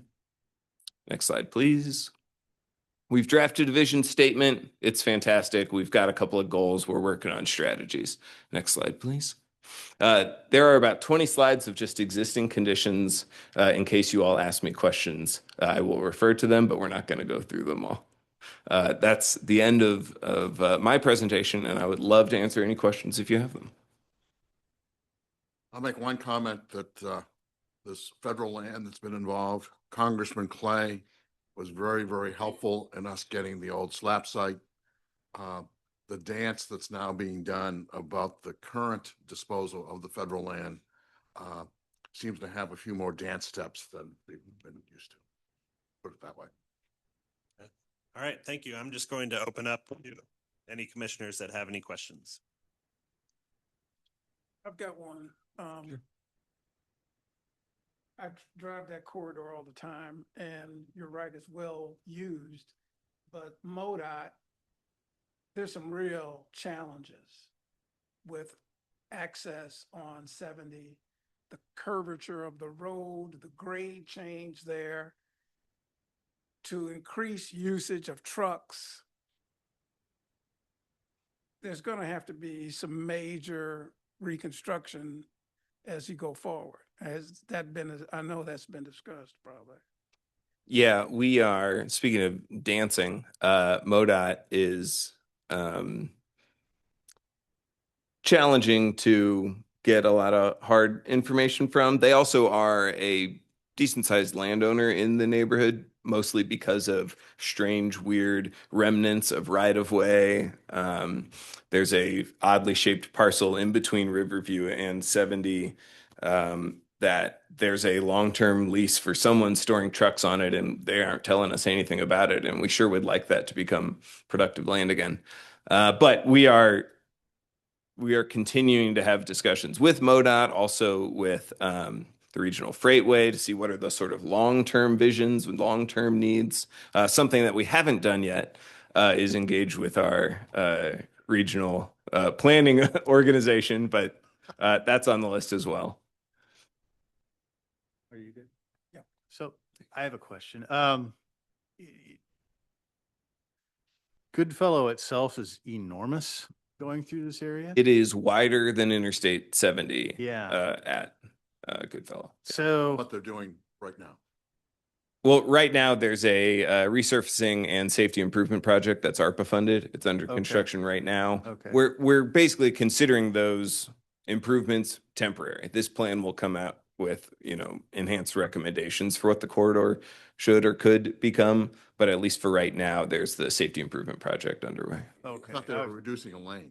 Yeah, I believe they're losing a lane on both sides, so it's going from eight to six. Yeah. Yeah, so still.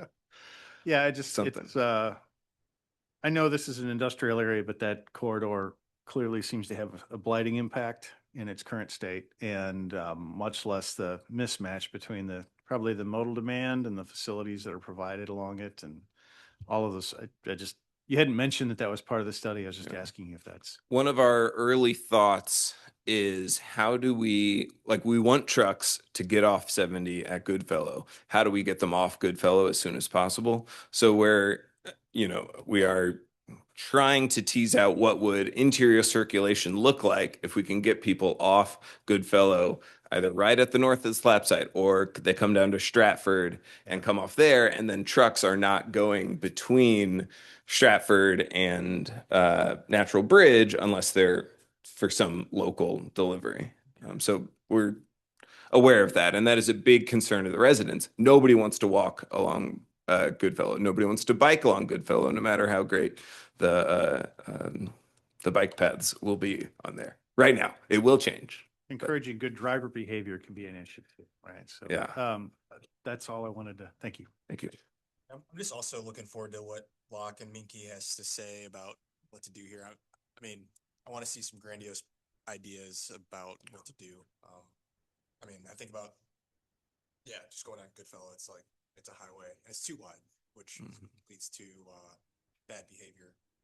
At least so far, Menke has been really helpful in rainwater management and flooding in the district. We know in some capacity we're going to recommend as a part of a district-wide development is district rainwater management, so that it's not on the individual property owner. It's more handled at a district route, because right now there's no flooding concerns because there's no one using these parcels to complain about flooding issues. But we know if there's a lot more pavement, a lot more buildings, we're going to have to address it. Did you mention, was there like a market analysis or economic development study done as part of the plan? Yeah, as a part of the opportunity sites feasibility study about like what the regional market can support from a use standpoint on these parcels. Did they make a report for that? Can I see it? You can't see it yet. It's in text draft form. Our plan of sale staff is still reviewing it. Critical partners in this have been SLDC staff. So Rob Orr, Steve Davis, Peter Phillips. We're going to let them review it as well because they've been integral in crafting all of this. We also are treading a little carefully. We don't want to tip the city's hand too much about how great and how redevelopable these parcels were, lest the federal government say, well, actually, we want a lot more money for these sites. But I would be really happy to discuss in a meeting some of the findings. There are some early findings in these slides here, but I don't know if time will allow us to go through them all. Actually, no, I excised them. I apologize. But our Kevin Hively, who's the economic sub, he has done a lot of work for Target, for Ross, Dress for Less, and one other large retail firm. And he used some of those relationships and he pulled data, and he was not hopeful about the general sort of commercial or retail prospects for these large sites. One of the dynamics that we certainly have to be conscious about is the area to the north, and North City has lost 25,000 people. So the market dynamics of being within these neighborhoods that have facilities being near you is tough. And so we're trying to make sure that in the neighborhoods to the north that have lost some key facilities, that it's possible to have them come to the site. So that's very much a dynamic that they're looking at. And as Sterling knows, just south of their site, there is a Snook store. But we're always get a little nervous about whether we're getting them to be vital in staying. So we're really appreciative of the mix of talent in this team about market and support and incentives that we can use to help get this stuff there. Two more questions. Was there any like research into the other industrial sites along 70 in the region and how this sort of sizes up comparatively? Or add none of that question, identifying like some gaps in the way they are functioning?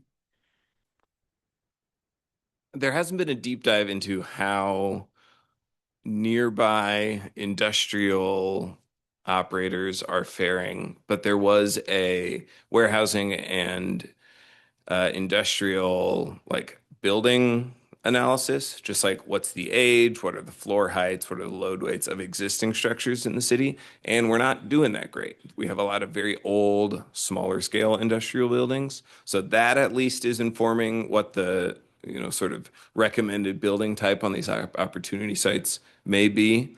I think that's all I've got. And then my last one was was there any convening of like leaders in like the key industry of St. Louis to ask what their perspective is on we industrial have had there's been good synergy with the zoning upgrade. There was an industrial users roundtable that Plan Area 6, meaning me, attended and took part in. That was informative.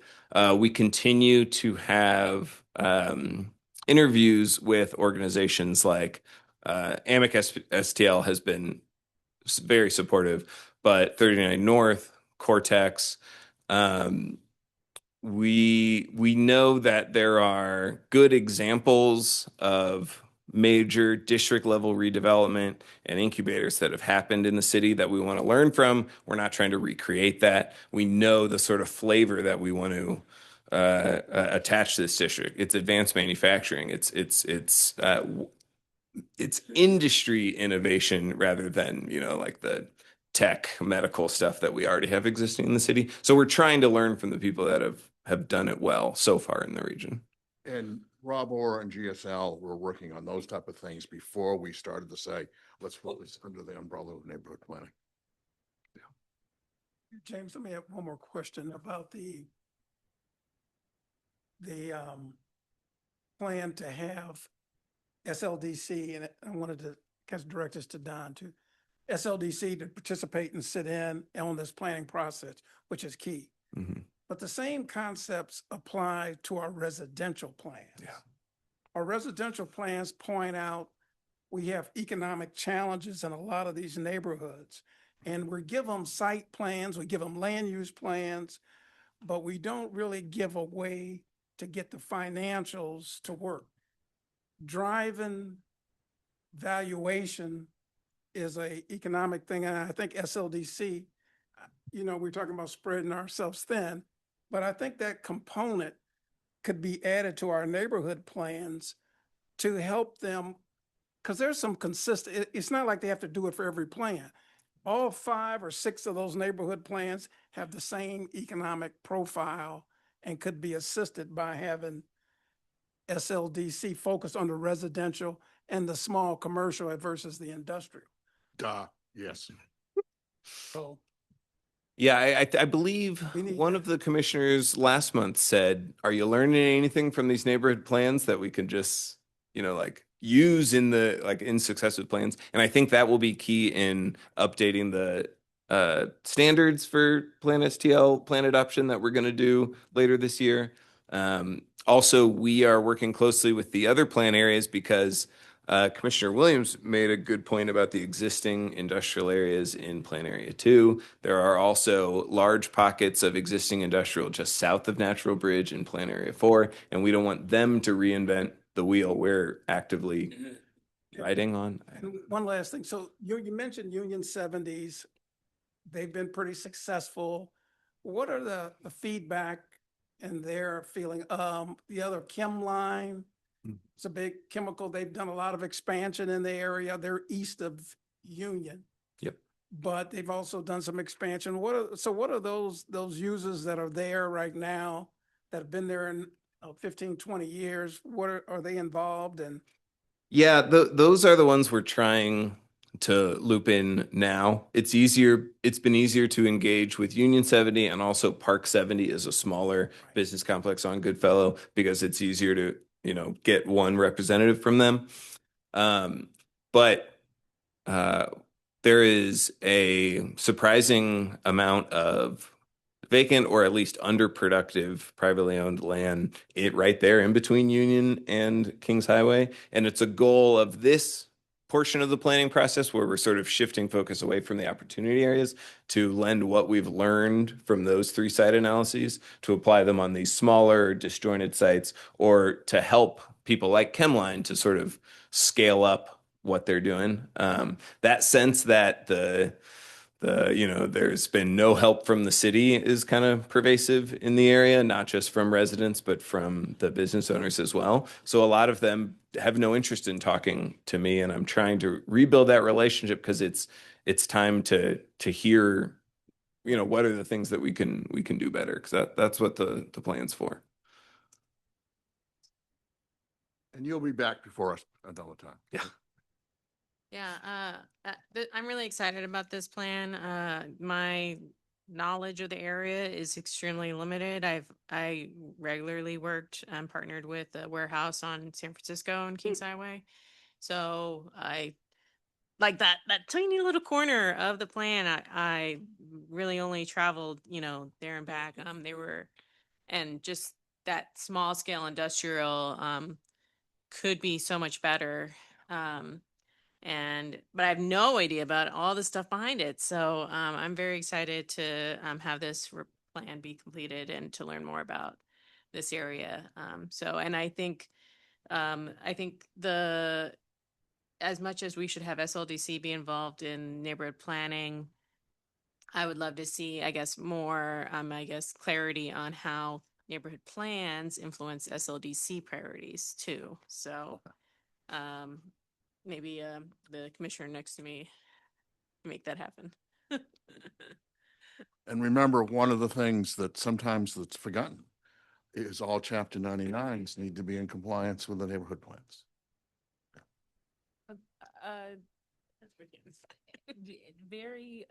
This is just my own independent thought. I've not had any other conversations. But speaking as a board member of SLDC specifically, we are definitely having conversations about how we might be able to support the implementation of these plans. I think we've been very pleased and happy with the community engagement, and definitely are aware that members of the public who have engaged do also have a level of frustration of, how many times we sit at the table. And so I can say that as a collective, like as a board member for SLDC, and then as an alderwoman, I can say that, I think that we should have conversations about sustainable opportunities of funding neighborhood plans. We have eco-devo taxes and many other things. I think that it would be worthwhile to have a conversation. It may have to accumulate a while before you might be able to do it. But I definitely have heard the frustration and share the concern that these great plans will sit on shelves. And so I'm definitely interested in being supportive of having political conversations of additional funding opportunities, and, whatever entities need to be at the table to make sure that these things do not just sit on desk and were great at the time, but in 20 years we haven't like taken steps further. And I think that definitely should not be a responsibility of the Planning Commission solely. I think you guys have done your parts once you produce the plans, and it is other agencies such as SODC and other entities and leaders who have to step up and figure out how to really get it to the next step of execution. So I'll give you a sidebar to that. SLDC is not eligible for a direct appropriation from EcoDevo, city agency. They do get a subsidy via us, and we're changing the job description because we pay for some of their staff. That's the transition managers to help with their citizen engagement. And we're changing the job description such that if they are to get funding from us, they will do plan implementation. Fabulous. Yeah.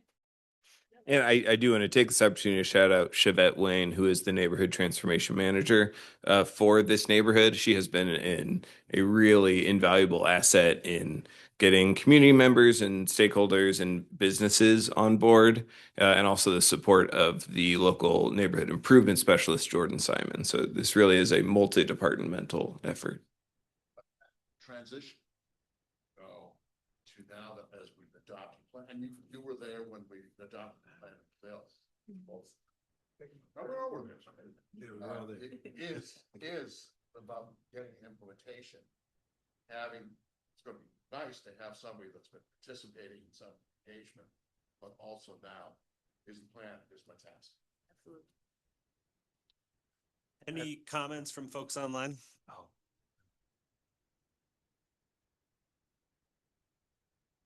I have one more question, quick one. You've talked about the opportunity sites, but this is described as a neighborhood plan. What's the level of investigation or recommendation for the rest of the, neighborhood boundary, I guess? We are, you mean outside of the opportunity areas? Yes. What's the general recommendation?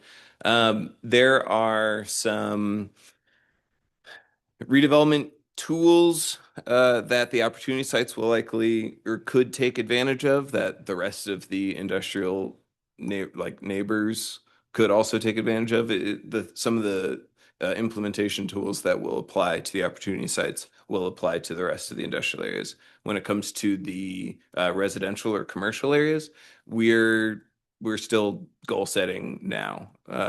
This is a small area of residential, really fantastically intact, not a lot of vacancy in the neighborhood, very few vacant lots in the neighborhood. So a lot of the strategy around the residential areas is strengthening and reinforcing rather than rebuilding. What are the connective tissues that we can support in the neighborhood rather than, rebuilding things from the ground up. Sure. But the community is very interested in the commercial corridors themselves and what are the ways in which the city, whether it's from an infrastructure standpoint or an incentive standpoint, to bring businesses and foot traffic back to those areas. That's what we're investigating now.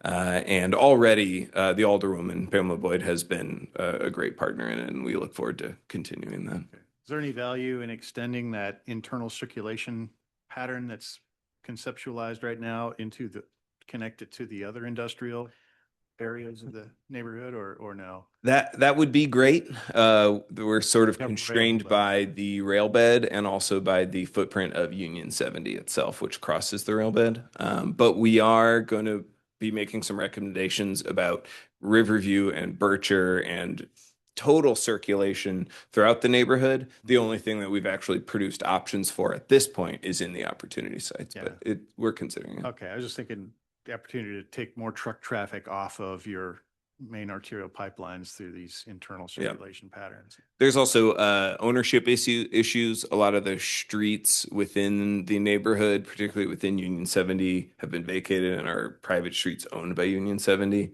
Okay. There are a couple of streets that are owned by the city, by LCRA. Thank you. And those are really great opportunities, but also looks bad when they're not well maintained because we own them.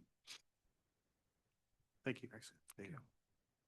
All right. One last comment from me. I do just want to echo, I think, Commissioner Fowler's comment that, it's this is such a unique neighborhood in the city that we don't, normally focused on these residential areas and how to bring them and to have a whole area basically to dream big and a blank slate is a unique opportunity. So I would encourage to think, and it sounds like you are thinking of ways to really move forward with that. One thing that I do want to ask though is if and how the planning team is talking about how we're connecting. It is sort of an insular neighborhood in the fact that it's so industrial, connecting to the neighborhoods surrounding it.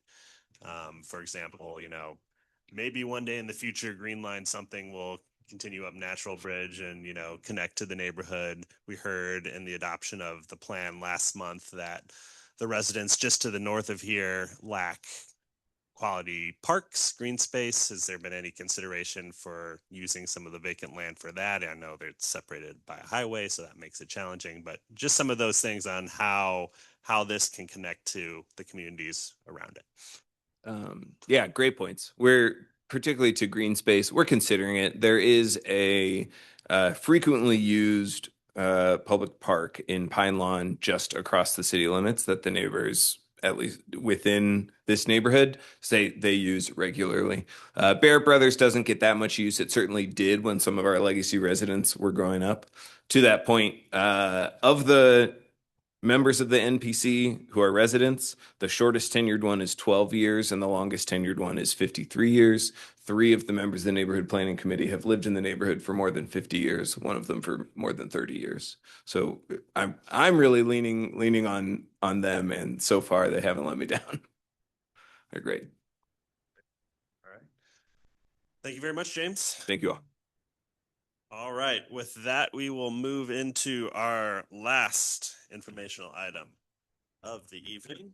And as you, Miriam walks up, I want to remind you, as James walked up, he made a mention. He's actually part of Miriam's staff that we're loaning to help.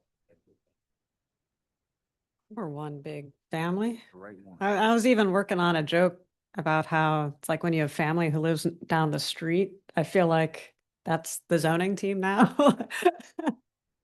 And we come over with, we should bring food more often. Anyway, yeah, so I just want to start by saying, Miriam Keller, the Planning and Urban Design Agency, but this zoning upgrade work has really been a huge team effort. And Mary Hart Burton is here with us tonight, as is Andy Powers on her team, who maybe you haven't all gotten to know very well yet, but has very quickly hit the ground running with us as part of this work.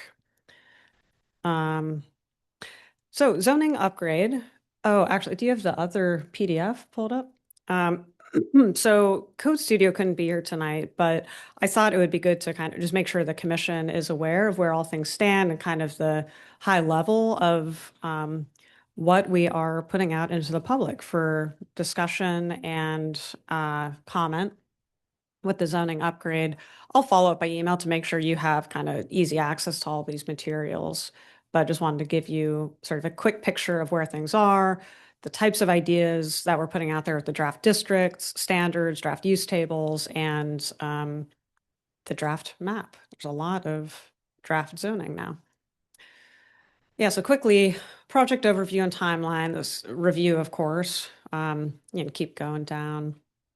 So I don't need to explain to you why we're doing this, but big opportunity for kind of a holistic update to our zoning code. Here's still the timeline we're on, which is that we just put out the draft modules 1 and 2. Modules are kind of what we're calling these mini phases within the project, and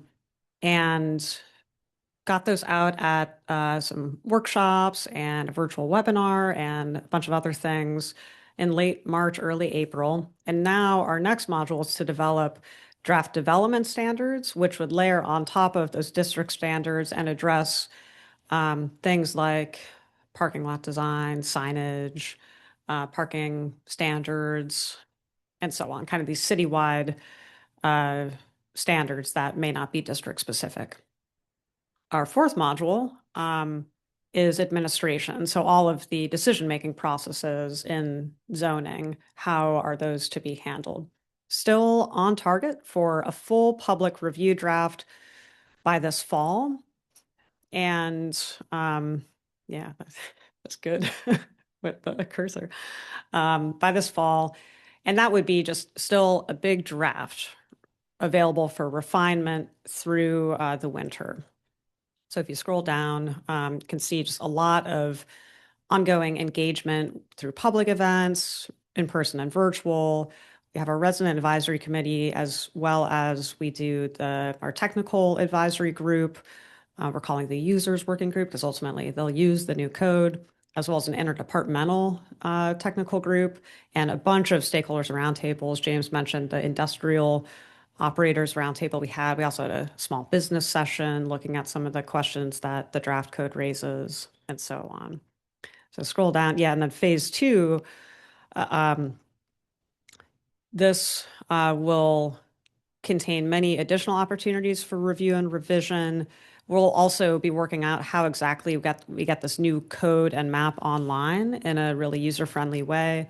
And then this second phase 2 will also include the actual kind of approval and adoption process of the code.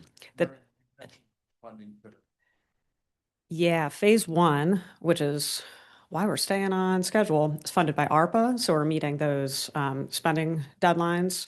Don't fear, we are. Phase 2 will be funded by that pro housing grant, which was kind of an intentional strategy to give us more flexibility with time to get this over the finish line and not rush the city in doing this. This is not something that should be rushed. Though I would say overall, this is a fairly sprightly timeline for a zoning code update.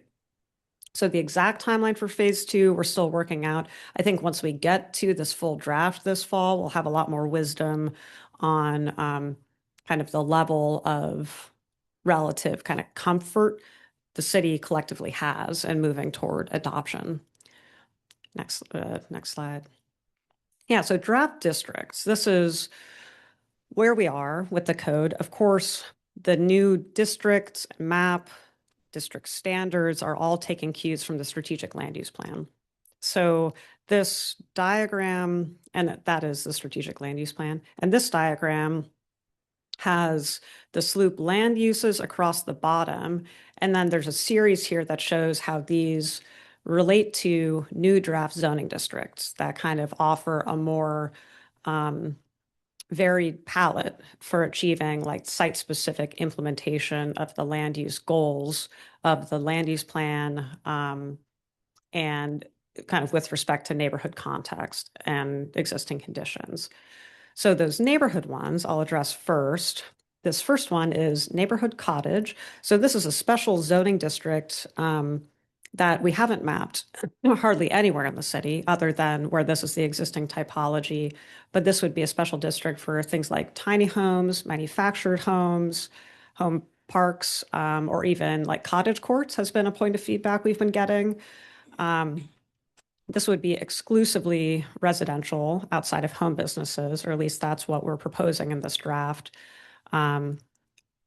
And so that is kind of a unique one. We've only mapped a little bit, but this would offer a tool for facilitating those housing types should they come forward through like a rezoning process. Like co-ops being there? Places like shared kitchen. Yeah, interesting. That kind of gets into, yeah, like building code and special residential use questions and what are the zoning barriers? Yeah. Yeah. Yeah, I think there's, I guess the question would be like, what would be the zoning barriers in any of the base districts to a co-op? I think we should avoid those barriers. But yeah, kind of a shared common space on a block might be more easily achieved through this neighborhood cottage district. So these next 3 neighborhood districts we're terming A, B, and C. And these allow sort of different levels of kind of flexibility in the number of units on a lot. Neighborhood A, you'll see, allows up to 2 units plus 1 ADU per lot. This would be maxing out at 2.5 stories. And B, neighborhood B would allow up to 4 units per lot, and then we jump up to 3 stories. Neighborhood C, up to 8 units per lot, allowing up to 3 stories. In all of these are, almost exclusively residential, right? With just home businesses being permitted, but not commercial uses. But next slide is this palette of neighborhood. I don't know if that word works for anybody else, but this set of neighborhood mixed use districts, which take also this kind of graduated height approach, but generally allow for ground floor kind of small scale commercial uses and relatively more flexibility in the density of housing, but they would be restricted in height to 3 stories, 5 stories, 8 stories, kind of with respect to where density and height would be appropriate in the city. So the purpose of this is to facilitate that kind of interior to a neighborhood corner commercial that right now we don't really have, I would say, a distinct zone for that. We have these zoning districts that are really, I think, built for a mixed use commercial district or corridor context. The intent here is to allow for a little bit more of a mixing of uses within residential districts. We've gotten feedback that I think there's a desire to even allow a little bit more mixing of uses within primarily residential areas. We've also gotten feedback that people would like less, so I think with all of these things, we're trying to both get the options with these districts right, and then to map them carefully. So that is all the districts related to those neighborhood SLUP designations. The next category of zoning districts are all mixed use, and you can see the relationships here between the SLUP land uses and the zoning districts are a little bit more complex. So again, trying to the best of our ability, match context with appropriate heights and so on. Because some of, especially the central areas designations were really broad brush in this loop. As you can remember, we kind of had an example of that tonight where the central areas west allows up to 20 stories, but actually regulating land use that way in that specific location would not be very context sensitive. So I'll walk through these mixed use districts. These generally are just differentiated by their allowed height, with in some cases a higher intensity or a mixed use district allowing more height, also allowing slightly more variety of uses. So we have MX3 or the mixed use 3-story buildings with in all of these MX districts, parking would be prohibited between the building and street. Not yet are we regulating the amount of parking. At this time, it's addressing parking location in these district standards. So that's MX3, MX5, a maximum height of 5 stories with any combination of residential, retail, office, or civic uses. I should say that's true of all of the MX districts. It could be any combination. So we're not requiring an active ground floor use. It could be residential on the ground floor. It could be entirely office. It could be entirely residential, or it could be a mix of any of those things.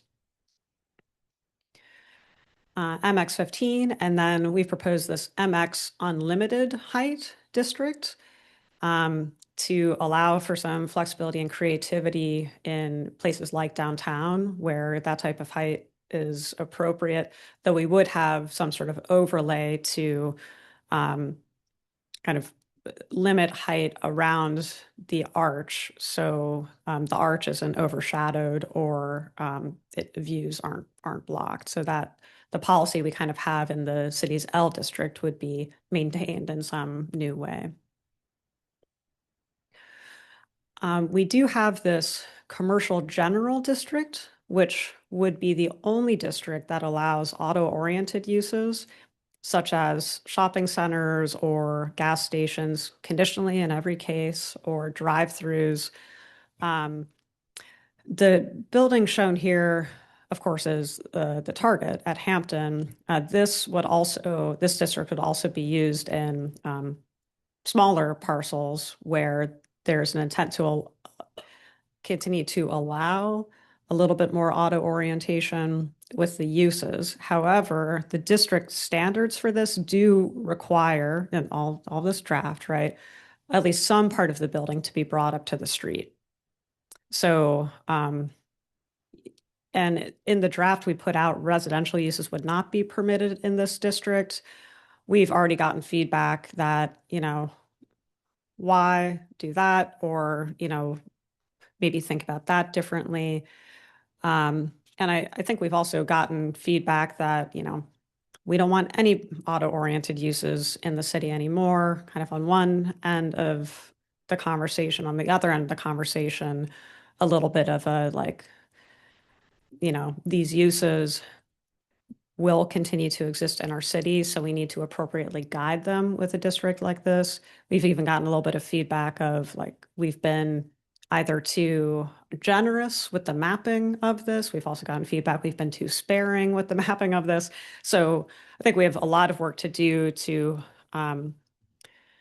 rethink or carefully consider this type of idea. So again, all very preliminary draft. This is all draft. The industrial districts, you can see we have 3, industrial mixed, industrial light, and industrial heavy. So the industrial mix would allow very light residential uses like maker spaces, creative studios, and so on, as well as retail and residential with a maximum height of 5 stories. Industrial light would be areas where we're not allowing residential because industrial uses are a little bit too intensive for that to be compatible. Industrial heavy would be reserved for the heaviest industrial uses in the city. And then we have kind of a collection of other districts, these campus, open space districts, and a new potential agriculture district. So the campus districts, I think we're still thinking this through because some current campuses make use of the underlying zoning districts currently, and some hit barriers and some kind of are fine with that. But other campuses like the WashU Medical Center, Danforth campus use the community unit plan tool. I think we're trying to figure out what would be a consistent policy moving forward for providing some sort of long-term predictability for these institutional owners, while also some transparency for the community to understand those long-term plans and what is allowed, and thinking especially about the edges of campuses to make sure that those are compatible. But we do, in this draft, have a sort of 5-story, more neighborhood scale campus and a 25-story, more urban campus. 2 open space districts, one for parks and community space, which would be sort of publicly accessible. The other for open space like cemeteries or stormwater management facilities. And then a next slide, an idea about what we're calling or what would be a floating district for agriculture. So not mapped, but an option that folks could rezone to. Urban agriculture permissions would exist in many, many other districts. This district would be reserved for more intensive commercial scale agriculture involving machinery or large numbers of livestock animals. So, we have had a roundtable with kind of urban farmers in the city to talk through this idea, but also how we should think about urban ag provisions in our base code, the base districts. So all of this a work in progress. Okay, so that was a run through the districts. Each has now a draft of these standards that show just real basic dimensional standards. And you can see we are taking a more form forward approach with this, which is, the intent here. These are much less detailed than those in the form-based districts. We don't anticipate necessarily like regulating material or building type or things like that that our existing form-based districts do. But we are trying to get the dimensional standards, number one, very clear and legible to users of the code, but number two, just kind of getting some of those urban design basics right. So each district will have a spread of these standards, and we're still workshopping all of these. And then we also have a draft use table. So specifically noting which uses would be allowed either by right, conditionally, or not permitted. And also many uses would have use standards, which lay out kind of just in addition to where things are or aren't allowed, how they would be expected to operate and kind of under what standards they could operate. All of that is still being drafted as are specific definitions of all of these things. So again, just working draft. And we have taken a shot at mapping all of these districts citywide. What's that? Oh, okay. That is we're having fun. Draft, yeah.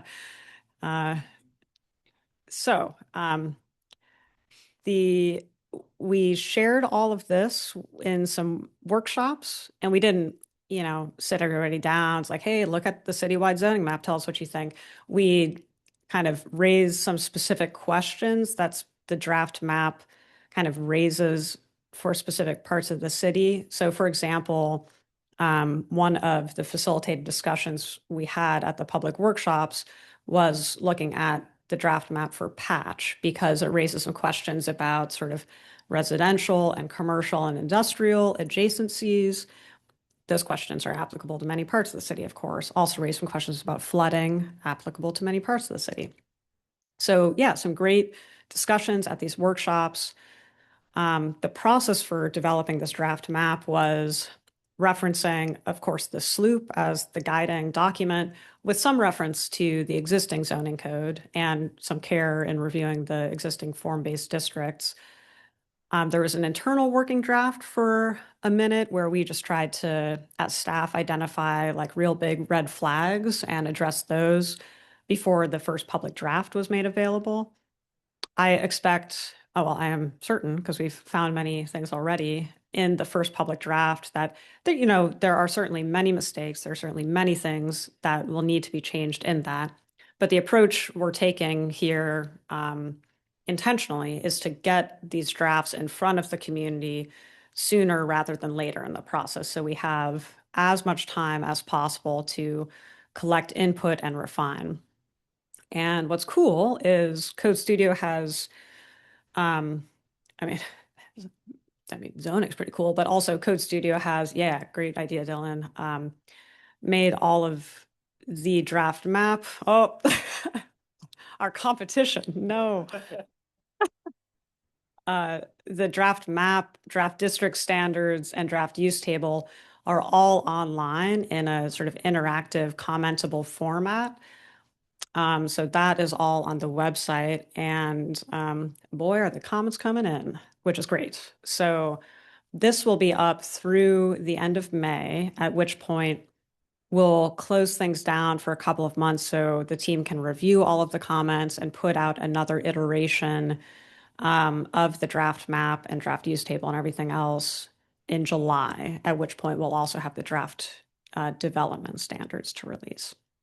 So that was a lot. I know this was a relatively light agenda, but That platform, is it a way to like export all the comments into a CSV or something? I'm sure on the back end there is. I don't think the public could, I don't think I could, but the platform that Code Studio is working with, they'll have all sorts of ways to do that.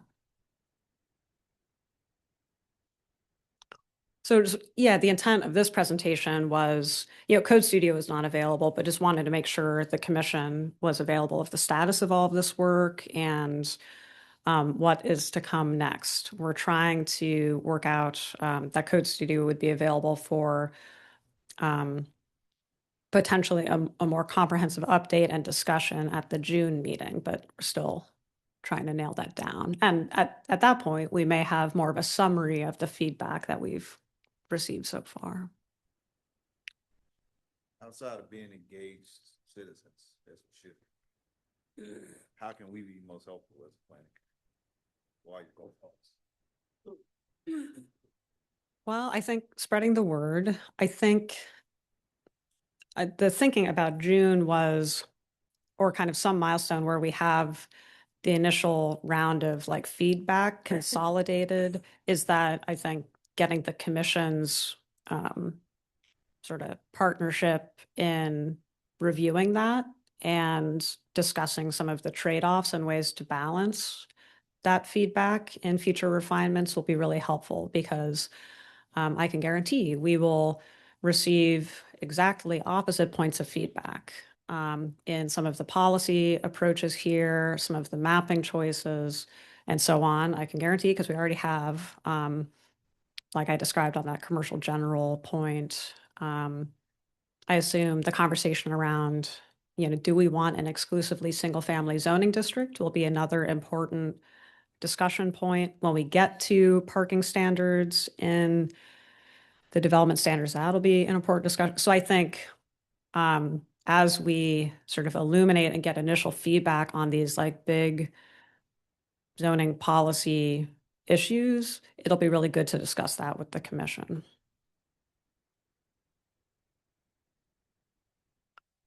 Yeah, I guess a follow-up on that is like tiebreaker, like planning commission serves as a tiebreaker vote on some of these stickiest issues, or is that a terrible responsibility that we don't want? You're saying, can you Would say that again? is a way the planning commission can be helpful serving as a tiebreaker when community feedback is otherwise divided? I think so. I think on so many of these things, it often won't be, like a binary decision. But yeah, I think for the planning commission to provide guidance on the right sort of balanced approach on some of these sticky issues. But yeah, I mean, as you all know, the first official action in this process will be for the planning commission to recommend this code to the Board of Aldermen. So I think that, yeah, that is exactly the commission's role. Fun stuff. Yeah. When you say if this plan will address parking regulations, is there a possibility it wouldn't address parking regulations? In terms of like, We have every option available to us. We could not have a parking minimum. We could have a parking minimum. We could have no parking minimum, but a parking maximum. We could do that differently in different districts. We could have, well, I'll leave it there. A whole spectrum of options, but it's absolutely not a requirement that we require a certain amount of parking. Are you saying it's going to be up to kind of the political discussion? Or the community engagement? Or the community engagement portion? Yeah, I think the direction of the strategic land use plan was to have a lot of care about where parking is placed and how it's related to like the pedestrian realm in the interest of walkability. And the direction was to certainly reduce unnecessary parking requirements. But we've had a lot of discussion with Code Studio about how like creating these numbers is just of the, number of spaces per unit or per number of square foot of, the example that they've used is like, well, a good restaurant needs a lot of parking. Does every restaurant need, it's really, it's as much art as science. And there is a trend in cities to drop parking requirements altogether and let tenants and builders of buildings decide how much they need for their use to succeed. But is that the approach St. Louis wants to take? we're not there yet. I don't know. Right, and we're looking at the path to evaluating adopting. You want to just make a little mention about what I call the three wise men that have been asked to join the team. I'll take a look at this. Yeah, part of the team are, well, they were also the panelists at the kickoff event, but people who have kind of overseen successful versions of this work in other communities, kind of esteemed leaders in this space. And they've worked in many other cities, and I think we'll be able to, when we hit some sticky forks in the road, they'll be able to provide some guidance as well. I think Don wanted you to name them. I would like you to name them then. Okay, oh no. Uh-oh, never mind. What? Too late for this, huh? So Miriam, is signage included in the zoning? It is, yeah, so that will be part of this next module. Yeah. The diagnostic found that was, I think, the top generator of variances. So it can be a real snag for a lot of businesses in the city. I think a lot of people are eager for us to take a kind of common sense look at where we need to be with that.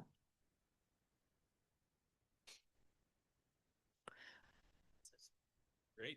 Any other comments? Anyone online? All righty. Thank you very much, Miriam. With that, we'll move into our esteemed executive director's report.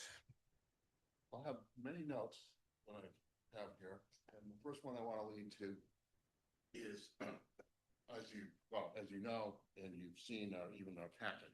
The packet is very much the quality documents, the time, effort to put the presentations together. The workload these days is pretty both in terms of time and in terms of quality and the brain cells. Part of the thing on time is like this meeting. So when we created the Planning and Urban Design Agency with the Cultural Resources Office and Planning and our two boards, I at the time said, we're going to have them in the evening as opposed to at 9:30 in the morning, other time during the workday, to be able to have discussions like this with our own board members and to make it more readily accessible for public input. That just adds a little bit to the workday. But the next part, of course, is you're seeing we're working in so many topics and working so hard and diligently in so many topics. It's in many ways rewarding. It's many ways to make sure you have a good weekend so you get away from it. But it's also this now being reflection. Scott had to leave a little early. You haven't seen Alicia here tonight, but you saw her at another meeting.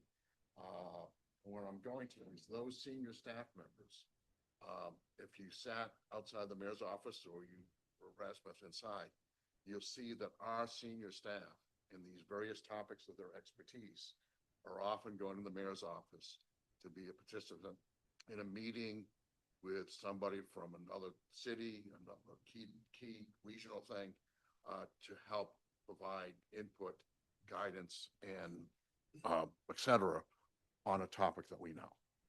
And that's pretty amazing and wonderful to see, because it also reminds us how knitted together the stuff is that we do. So 3 cheers to the staff, 3 cheers for them working very, very hard and long hours. Neighborhood planning and the tornado has been getting intertwined. You remember that we made some amendments to the areas of the Ville when we adopted it for being related to the tornado. Jonathan's still working with that. Neighborhood planning has still active plans that are working on, but mostly as what we've done from our talk with you guys is covered almost the entire North City with our neighborhood planning efforts. We're just worked on a procurement process for our consultants for the next area, which is planning area 7. I'll just say in general, it's the one that's encompasses Dutchtown and some neighboring areas. And we put out the 3 RFPs to help that. One is our traditional, give us a team, this is where we're going, follow and respond to that. We got 13 responses of teams from across the country. We've selected one that are going on to E&A. We also, at the same time, did 2 other RFPs, and we were having fun and enjoying it because the Christina is part of our selection process. We had one, Jonathan has been very much involved in thinking, let's do things active in our communities when we're doing citizen participation. And that's those pop-up events and, you know, pretending you're putting in a crosswalk and whatnot. So we solicited team members, firm with teams to submit to that. We've selected a team that will be doing that. And then, as I mentioned, it's in the Dutchtown area and the neighborhoods around it. The percentage of new Americans that are in that geography is huge. And we added Gilberto from the Office of New Americans as one of our advisors as we were doing the development of the RFP and the scope of work and evaluating them. And so we're getting a team that will do pop-ups. We're getting a team, not the biggest team, but with all the energy to do translation services. And then we just checked the bar much bigger than that.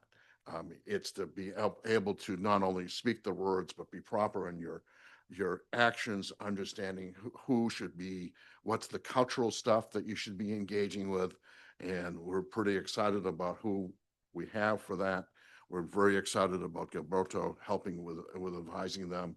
And I think it's frankly going to be a really, really fun and heartwarming process that works in these new neighborhoods. We've already mentioned the data centers. The work on that is being incredible. We do realize that at times when there's different lanes working in city government, we got a closeness to Mary and her team, but we have to also make sure we get others in to help be working at the pace that we're working to be advising that. So that's a big thing. The other thing I put down at the bottom of my list is with new SODC leadership here, and one of the key things we have to think about a little bit more is our context in the region. And we know we have Greater St. Louis Inc., and thankfully the Taylor family helps make sure they have a bias to supporting the central city, but they are looking at the whole region. So, you know, they have places with, you know, hundreds of acres that might be a place for a data center. So they'll be doing that. Where I'm getting at is we've come in, particularly remember the river divides us. We've come so well, it defines actually is the vast population is in Missouri, and the vast population is in those suburban cities in Missouri, in St. Louis County, and then beyond. Where I'm getting at is over the decades that I've been here, the use of incentives has somewhat changed in that we're the area of blight and need, and we've had the state toolbox to use those incentives. Well, now they're showing up more and more in the county jurisdiction. And, you know, one of the things I frankly hate is that the Chesterfield Valley was flooded and then it got protected with a flood wall. And don't like that. That's a physical thing. But I'll merge over to, there are now places like having a new downtown in Chesterfield. They're getting incentives to create that. And so, you know, and they're in a place where market dynamics are pretty positive.